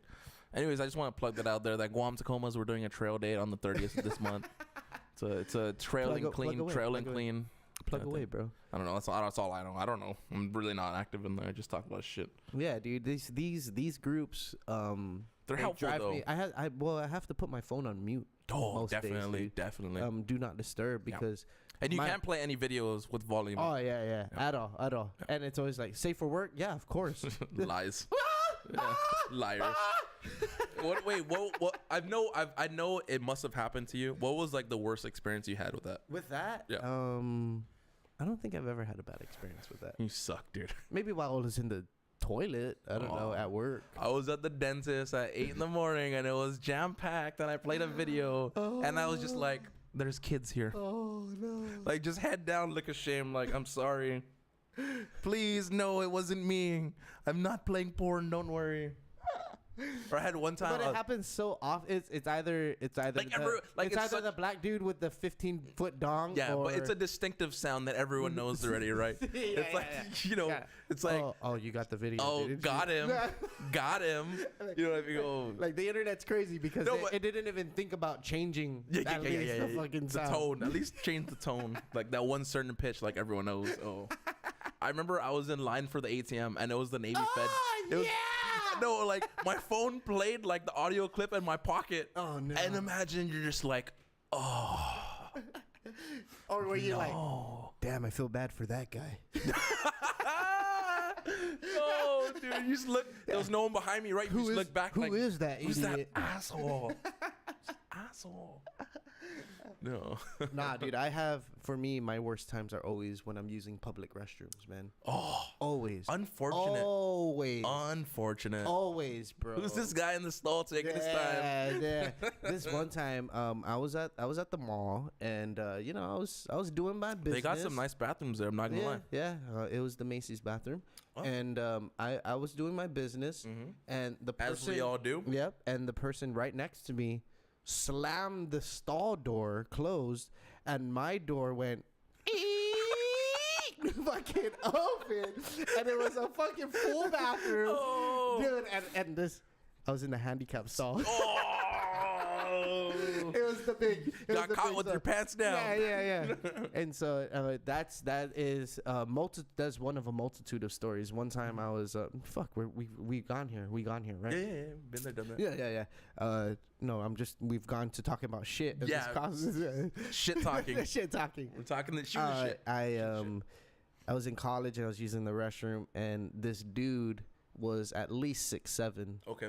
And Kind of short. yeah, and he walks into the stall. I'm in the handicap stall again, and it's not my favorite stall. Everybody is just, and this guy's towering over the fucking door, over the wall, the partition wall, dude. What's up, bro?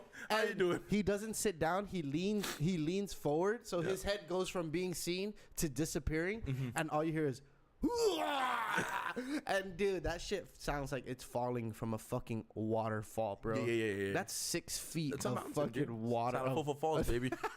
Sound of Full Falls. Horrible.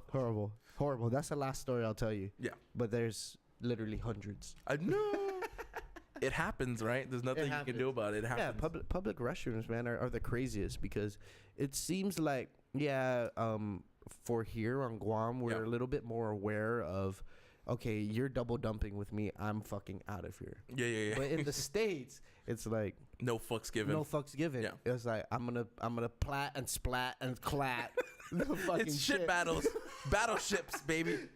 You sunk my battleship. B1. You sunk my battleship. Got him. Oh my gosh. I love it, dude. But the one thing I hate about it is, like, every time I go to the restroom now, I need my phone. Like, You do? Yeah, I'm always on my phone. It's like, it takes a lot longer than it needs to, because But so you spend at least like 20 minutes on the yeah, just like, dude, go down the rabbit hole in YouTube videos, dude. Just like, oh, man. What happened in that 3-hour E3 press conference in Sony? I don't know. I need to find out, though. I can't stop now. This is the only place I can watch it at. Yeah, no one's going to bother me. Just max volume, no fucks given. Dude. What do I care? Don't bother me. I'm busy right now. Yeah, man. I try not to do it, but I mean, you can't be anti everything. And you run into people who are fucking like just anti things. It's like, dude, this is society. We live in, these are the things that you sort of have to accept when you live in a society. Not everyone agrees with what you have to believe in. You know what I mean? What do you think about, like, the new, like, social justice movement? You know, the SJW movement, where, like, anything you say can be offensive to someone. You know, I think it's bullshit, dude. I agree, man. I think it's bullshit. I think it's making society sensitive. Yeah, no, you're censoring society. You're censoring freedom of speech. That's the way I look at it, right? Like, if I say something and you don't like what I'm saying, I have the right to say it, and you have every right to be offended, but that's not no reason for conflict. Right. Just let that person say whatever they want to say. There's no reason to fight about it. You know what I mean? Yeah. That's the way I look at it. I don't know. Everyone should have the right to say whatever the fuck they want to say. Yeah. Whatever's on their mind. Of course. Whatever's on their mind. Of course. If the platform allows for it, then why not? Right. Yeah. And then net neutrality, right? They're trying to cut off people from. No, it's not even cutting off. You're gonna have to pay more for that. Pay more for that service. Yeah, you want the YouTube service? Yeah, you gotta pay more for that. You want to use some Netflix? You like some Netflix? You gotta pay $20 extra a month. So on Netflix. Yeah, on top of their subscription. Yeah, on top of your $100 a month for that 1 gig a month. Yeah. we've become a completely sensitive society. Yeah, I hate it. Yeah, I really hate it, man. I think it's like the decline of society. You know what I mean? But people, yeah, there's a fine line between the way people should act in society and should be. Yeah. But I feel like SJWs are just want the world to be perfect. No, they want it to be their idea of perfect. I see. That's the way I think it is. You know, Yeah. I mean, I understand there's not perfect people out there in the world. You know, there are like racists, there are bigots, there are sexists, and the thing is, like, who am I to tell them can't be that way? You know what I mean? There shouldn't be a law saying. Well, you can. You can tell them to not be that way. No, but I'm saying, like, you let me finish. Okay. There shouldn't be a law. There shouldn't be a law from society saying, no, you can't do that. Right. You know what I mean? And I think that's where like the liberties like are like infringed upon. You know what I mean? Like, you can't tell someone, no, you can't dress that certain way. You can't wear that because that's offensive to me. You know what I mean? Like I remember reading an article where like this white guy had dreads and like this black girl got mad at her. Oh, yeah, I saw that. Yeah. Right, and it's like she was like hitting him in the stairway or something like that. And I was like, dude, just leave him alone. To each their own. Let that person be the way he wants to be. You know what I mean? Yeah. Like, who are you to infringe upon that guy's beliefs? Yeah, or like even that. those random videos of people screaming at Asians in the States. Yeah, dude. And that's what I like. I think that's what I like about Guam. It's not like that here. It's not like that here. Well, you can't say that. Yeah, Well, okay. The only reason why you can't right. say that is because like I've had friends that like moved to the States and like they've got adapted to that way of life and they bring it to the Guam and they try to like kind of. But I think because when I first moved back, I was set straight. You know what I mean? Just yeah. And it's not like someone setting you straight. It's like, oh fuck, the way I acted out there. That's not the way it should be. That's not gonna be fucking fly here. You know, I mean, there's a different fucking code of honor when it comes to Guam. It's a different societal standard, right? Right. And it changes. It'll change society the more we are able to live anywhere but here. Society would change. The more people that go out and come back. Yeah. No, I agree. Right. I agree. Because that's going to be the future, right? Right. Yeah. So we can't expect it to stay the way it is now, but we can totally appreciate it. Yeah. Because, damn, the shit you see on the internet, you're like, gee. It's insane, right? There's like open borders with the internet, right? Yeah. And that kind of shifts every society, meaning because they have access to it. And so we'll see what the future is for Guam. But the one thing that I at least can appreciate about Guam is that there's a strong culture. There's like a strong like set of dynamics. Like the church president is big on Guam, and so there's kind of already like a set understanding within the church. Be good to your neighbor. Stuff like that. Don't cheat on your husband. Stuff like that. Like it's a good personal understanding on how you should be as an individual, right? So that's already a good standard. You don't need the law to tell you don't kill someone, don't beat up the person next to you. You should have morals. yeah, exactly, right. And so that's why I can deeply appreciate the church, because that kind of like gives you a reason why, because heaven or hell kind of thing. I don't know. What do I know? What do I know? I'm just talking shit. Nah, dude, it's valid. It's valid. Yeah, no, but that's the whole thing, right?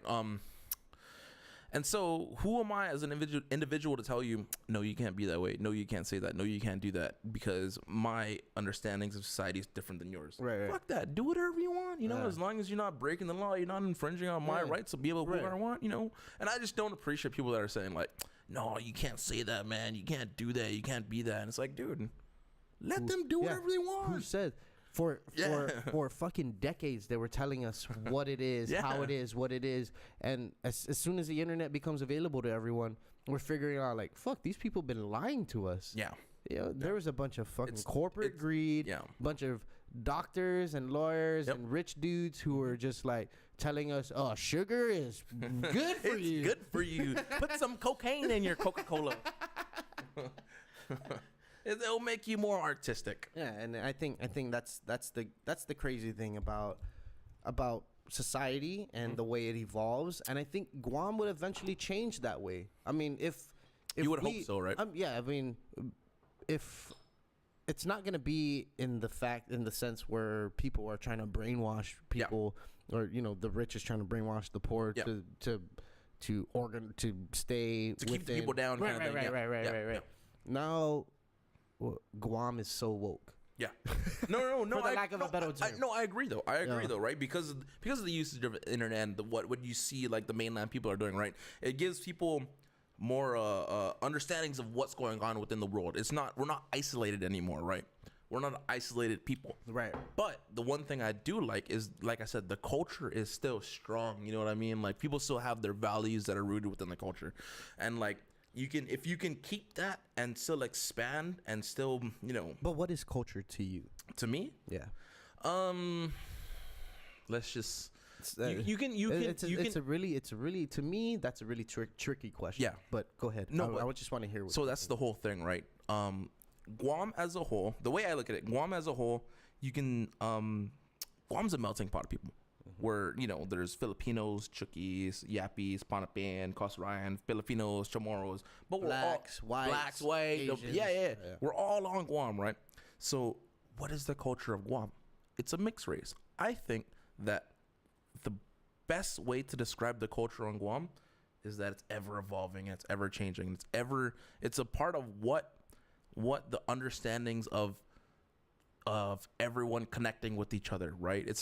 It is rooted in the ancient Chamorro traditions, the family first, the hospitality, be good to your neighbor. I mean, that's the one thing I love about the Chamorro culture is that we're so hospitable to people, right? You have to fend for our neighbors. That's possibly the most memorable thing besides food, right? Yeah, right. Besides food and everything, food has been introduced by like Spanish, and it's been adapted, right? But that's the whole thing about the Chamorro culture, right? Is that we've been introduced by so many different cultures, and we're ever growing and ever evolving. And I just hope to see that like it stays that way, that we're ever growing, we're ever adapting, but we're still rooted in the family, in some traditions and some stuff like that. I don't know. It's ever changing, so you can't really define it because it's ever changing. Well, this is what I think. I think there's two different factions. Mm-hmm. You have old culture and new culture. Mm-hmm. I'm so onto this fucking idea of new culture from not just traditional culture. The traditional culture is old. It's gonna stay traditional. Whether it's fucking building huts, laddie stones, sailing the Galaidi, wearing the sutdi, fucking putting your hair in top in a top knot, or just living off the land, or doing whatever it is that you think is traditional culture. And then you have the new culture. The new culture is comprised of all the people who have made up this place. Yeah. What you're talking about, the melting pot, right? And the melting pot is now has developed this sort of this thing where, how do I say this? Okay, let me gather my thoughts here. So the new culture is where now we're in the melting pot, and the generations that have grown off that melting pot over the last 5 decades, maybe. Now you have music that has changed. You have art that has changed. You have new kinds of media. You have digital media. You have, I guess, just in the arts is what I'm thinking. Yeah. Arts and then culture, the things that still tie old culture and new culture is the hospitality, the food, whether you consider food culture. I'm pretty sure food is culture. Language, too. Right, and how you associate art, traditional practices into modern art. Yeah. Right, because there's still people that do blacksmithing. Blacksmithing isn't a Chamorro thing. It's more a Spanish thing. When the Spanish came, they taught them how to, this is how you kill fire. This is metal. Yeah. And this is how you fucking make it into a knife and this and that. And I think that's just what I'm onto. I'm onto that whole new culture idea. I think it's okay to say that because we're doing everything we can to preserve the old traditional culture. It doesn't go away. It's always going to be there. It's always going to be there, right? But people would think that we're putting it second place because this is in order to. I've heard. I've had a conversation. In order to know where the new culture is going, you have to completely understand where the old culture has been. Agreed. But there's always going to be something apart with the new culture that's going to be adapted from the previous culture. It's always going to be like. But the old culture is only Chamorro culture. The new culture is now Chamorro 2.0. Yeah. Not just even. Did you? Swapped out. Fast swap. Hot swap. No one got that. This guy. This guy's ready Flash. to chow. Damn, B. Holy shit. No, All right, I see where you're coming from. That was yeah. That's good. I agree. No, and people would fight against that. People would think that you have to be traditional only. yeah, kind of thing. and No, I think we can't leave everybody out. Yeah. Because not everybody can connect with that Chamorro culture or spirit. Yeah, we can make them experience it, but they'll never find that true connection. agreed. And Depends if their Sanahi's big enough. right. And it's like, okay, so then what about me now? Yeah. You know, Where do I fit in where do I within this fit into grand this scheme? Chamorro, this culture? Yeah. My family's been here. We've shaped culture. We've introduced food. We opened up a restaurant with our family's culture. People are enjoying it. Now you cook it at home. Hey, like I think like I might have the best example, right? I'm Sgambelluri. That's like Italian. How is that Chamorro? Is it Italian? I was trying to figure No, out yeah, what it was. it's Italian, right? So like, how is that Chamorro? Like, yeah, my grandmother's Chamorro, and she has her roots on Guam. You know, my great grandmother is Chamorro, has her roots in Guam. So like, where does that put me, right? Does that make me part of the traditional ways? Does it make me part of the Italian ways? But it's the whole like Guamanian debate, right? We live on Guam. We've grown up with the culture. We've grown up with the Guamanian ideals, and that's what shaped you as an individual and as a person. And I think that's what the culture is now. Yeah. It's the way you live your life, and it's almost been like see what you're saying. raised by the island. Yeah. You know what I mean? Yeah. By the people and by the ways that they have been raised, and it's shaped people.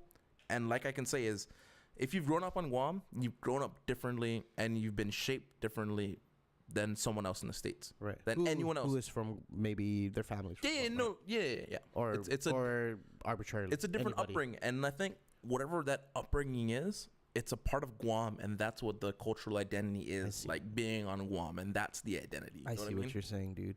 Yeah, man. Fuck. Damn. Yeah. I don't know. Totally mind blowing. What do I know? I don't care. No. I see what you're fucking saying. It's like it. Like, that doesn't come out of nowhere, you know? The theme for this podcast for a long time was identity, bro. Yeah. You know, like, what do I identify myself Yeah. with? And if I'm not Chamorro at all, but I love Guam and Guam is my home, what do I connect with? And, dude, I want to put out there, like, I don't hate on anybody who's trying to promote Chamorro culture. Yeah, you can. You know, because no reason. I mean, I don't do it on my day-to-day basis. You know, I'm trying to modernize myself, right? And trying to sort of evolve myself. But if your way of life is to stay in the traditional ways, man, Good on you. good on you, and you fucking know? kudos to you. Yeah. But that you have to, just the same way as people who sort of want to seek out Alternative ways. things or in that to way, represent the culture and to promote it. the way they respect people who practice traditional values every day or whatever it may be, or practice Chamorro culture every day. Those same people have to really respect the people who are. Definitely, But right? But you clearly see it on social media how much there is a divide. Yeah, and I don't get It's like, how do you hate this person when we all live in this small place? It's insane. Like, it's insane. Do we need to break out a globe and see how big Guam is on the globe? Do we really need to fucking break it out? What's that one thing that everyone always says, right? Like, oh, he's Micronesian. Yeah. Like, aren't we all? You know what I mean? Like, aren't we all? Yeah, Like, I literally had to cut myself from saying, you know, the Micronesians. It's like, okay, they're Chukis or Palauan or Yappies, but yeah, we're all Micronesian. So let me tell you this. That was another thing that I appreciated about going to UOG is that I made so many friends that I wouldn't have made from all the other outer islands that came to Guam to come to study to get a better education, you know?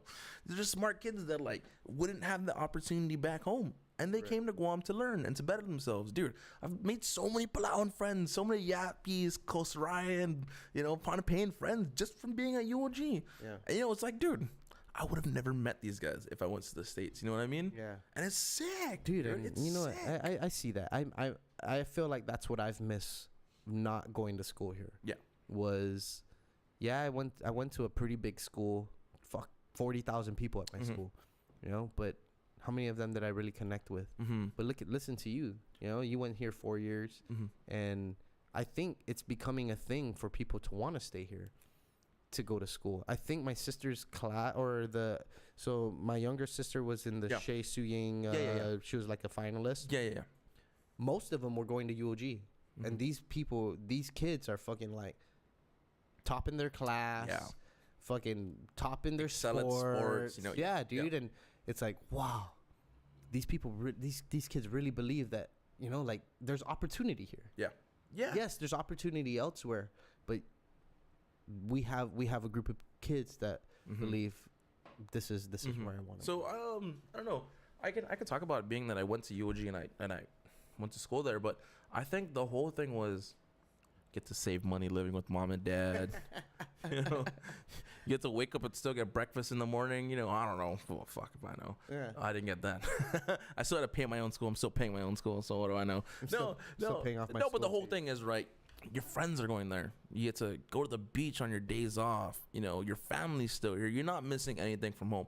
Yeah, you might get a better, like, party experience in the States. You know, you get to find out where you are as an adult and, you know, your values maybe, you know.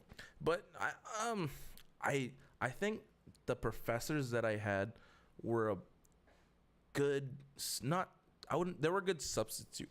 Not even substitute. They were a good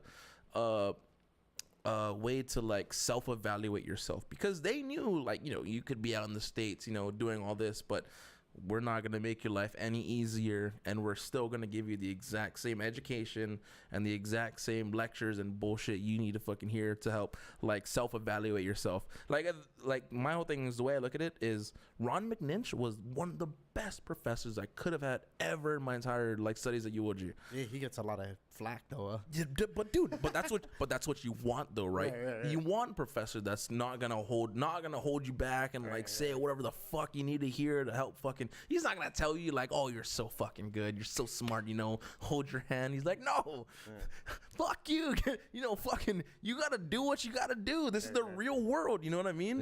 He's like that one teacher that you need to have to kick you, light the fire under your ass, you know. He's not gonna be the most loved guy after that, but that's the shit you need to hear when you're growing up, you know what I mean? Yeah. It's not all butterflies and rainbows. Yeah.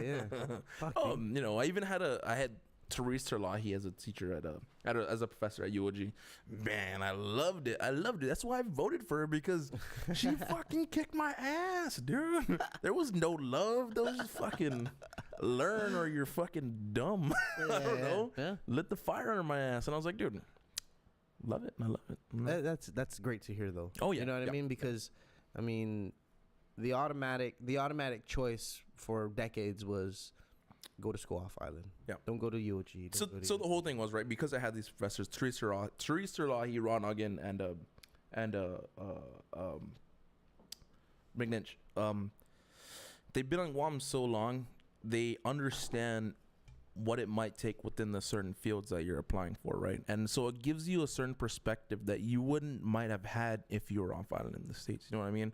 So it helps you set up your job perspective, your job field, and it helps align you for the future. That's what you really need. Like, if you're in the States, you might be lost. You know what I mean? Like I wouldn't know how to feel if I went to the States and had the same degree and had the same fucking field, same scope. You know what I mean? Like, I would kind of be pursuing something stateside mentality, like the stateside scope. You know what I mean? Yeah. If I was to come back to Guam, I might be lost. You know what I mean? And that's really what I enjoyed about UOG, is that it narrowed my scope. Like, if this is what I want to do for my career plan, this is how I have to do it if I'm gonna be on Guam. Right. You know what I mean? Right. Set you up for success in Guam. Yes. And the thing about those guys, they're fucking awesome. I can always go back to McNinch, like, hey man, help me out, dude. I need your help, dude. Yeah. Nah, fuck you. No. No, I'm just joking, dude. No, he's awesome. We've been going good. Yeah, let's go. Fuck, dude. Yeah, man. Sorry. I mean, it's how long have we been going here? 30 hours. 2 hours? 2 hours. Let's go. Let's get out of here. Brian ordered pizza. He surprised us. Damn, dude. That's got to be the kindest gesture ever. I know you have an intro. Do you have an outro? Dude. No, it's pre-recorded. Yeah, the host. How does the intro go? Yeah, there you go. Yeah, there you go. I made that. Yeah. No way. Yeah, dude, I love it. Cue outro. No. Yeah. Dude, Ralphie, thank you, bro. Hey, thanks for having me, man. I know we didn't get the chance to talk about your streaming and stuff like that. No one cares about that. But you're a good conversation. So Shoot the shit, baby. Literally. Let's do it again. Let's not wait so long. I know it's been since when the Drunken Raiders were on. That was a while ago. At least a year, at least. So let's not wait so long.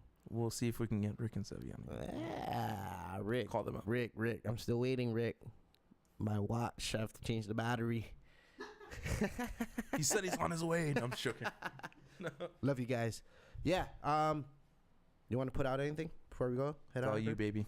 Yeah. It's all you, baby. Me? Yeah. It's all you, baby. I don't have anything to put out. I never have anything. I love you to put out. guys. Thanks for having me on, Boo. I love it. It's always good shooting the shit with you. You know, see you in the alumni tournament. I hope my team wins. 2010's the best class ever. Ooh, 2005, best class ever. Thank you, everybody, for listening to the podcast.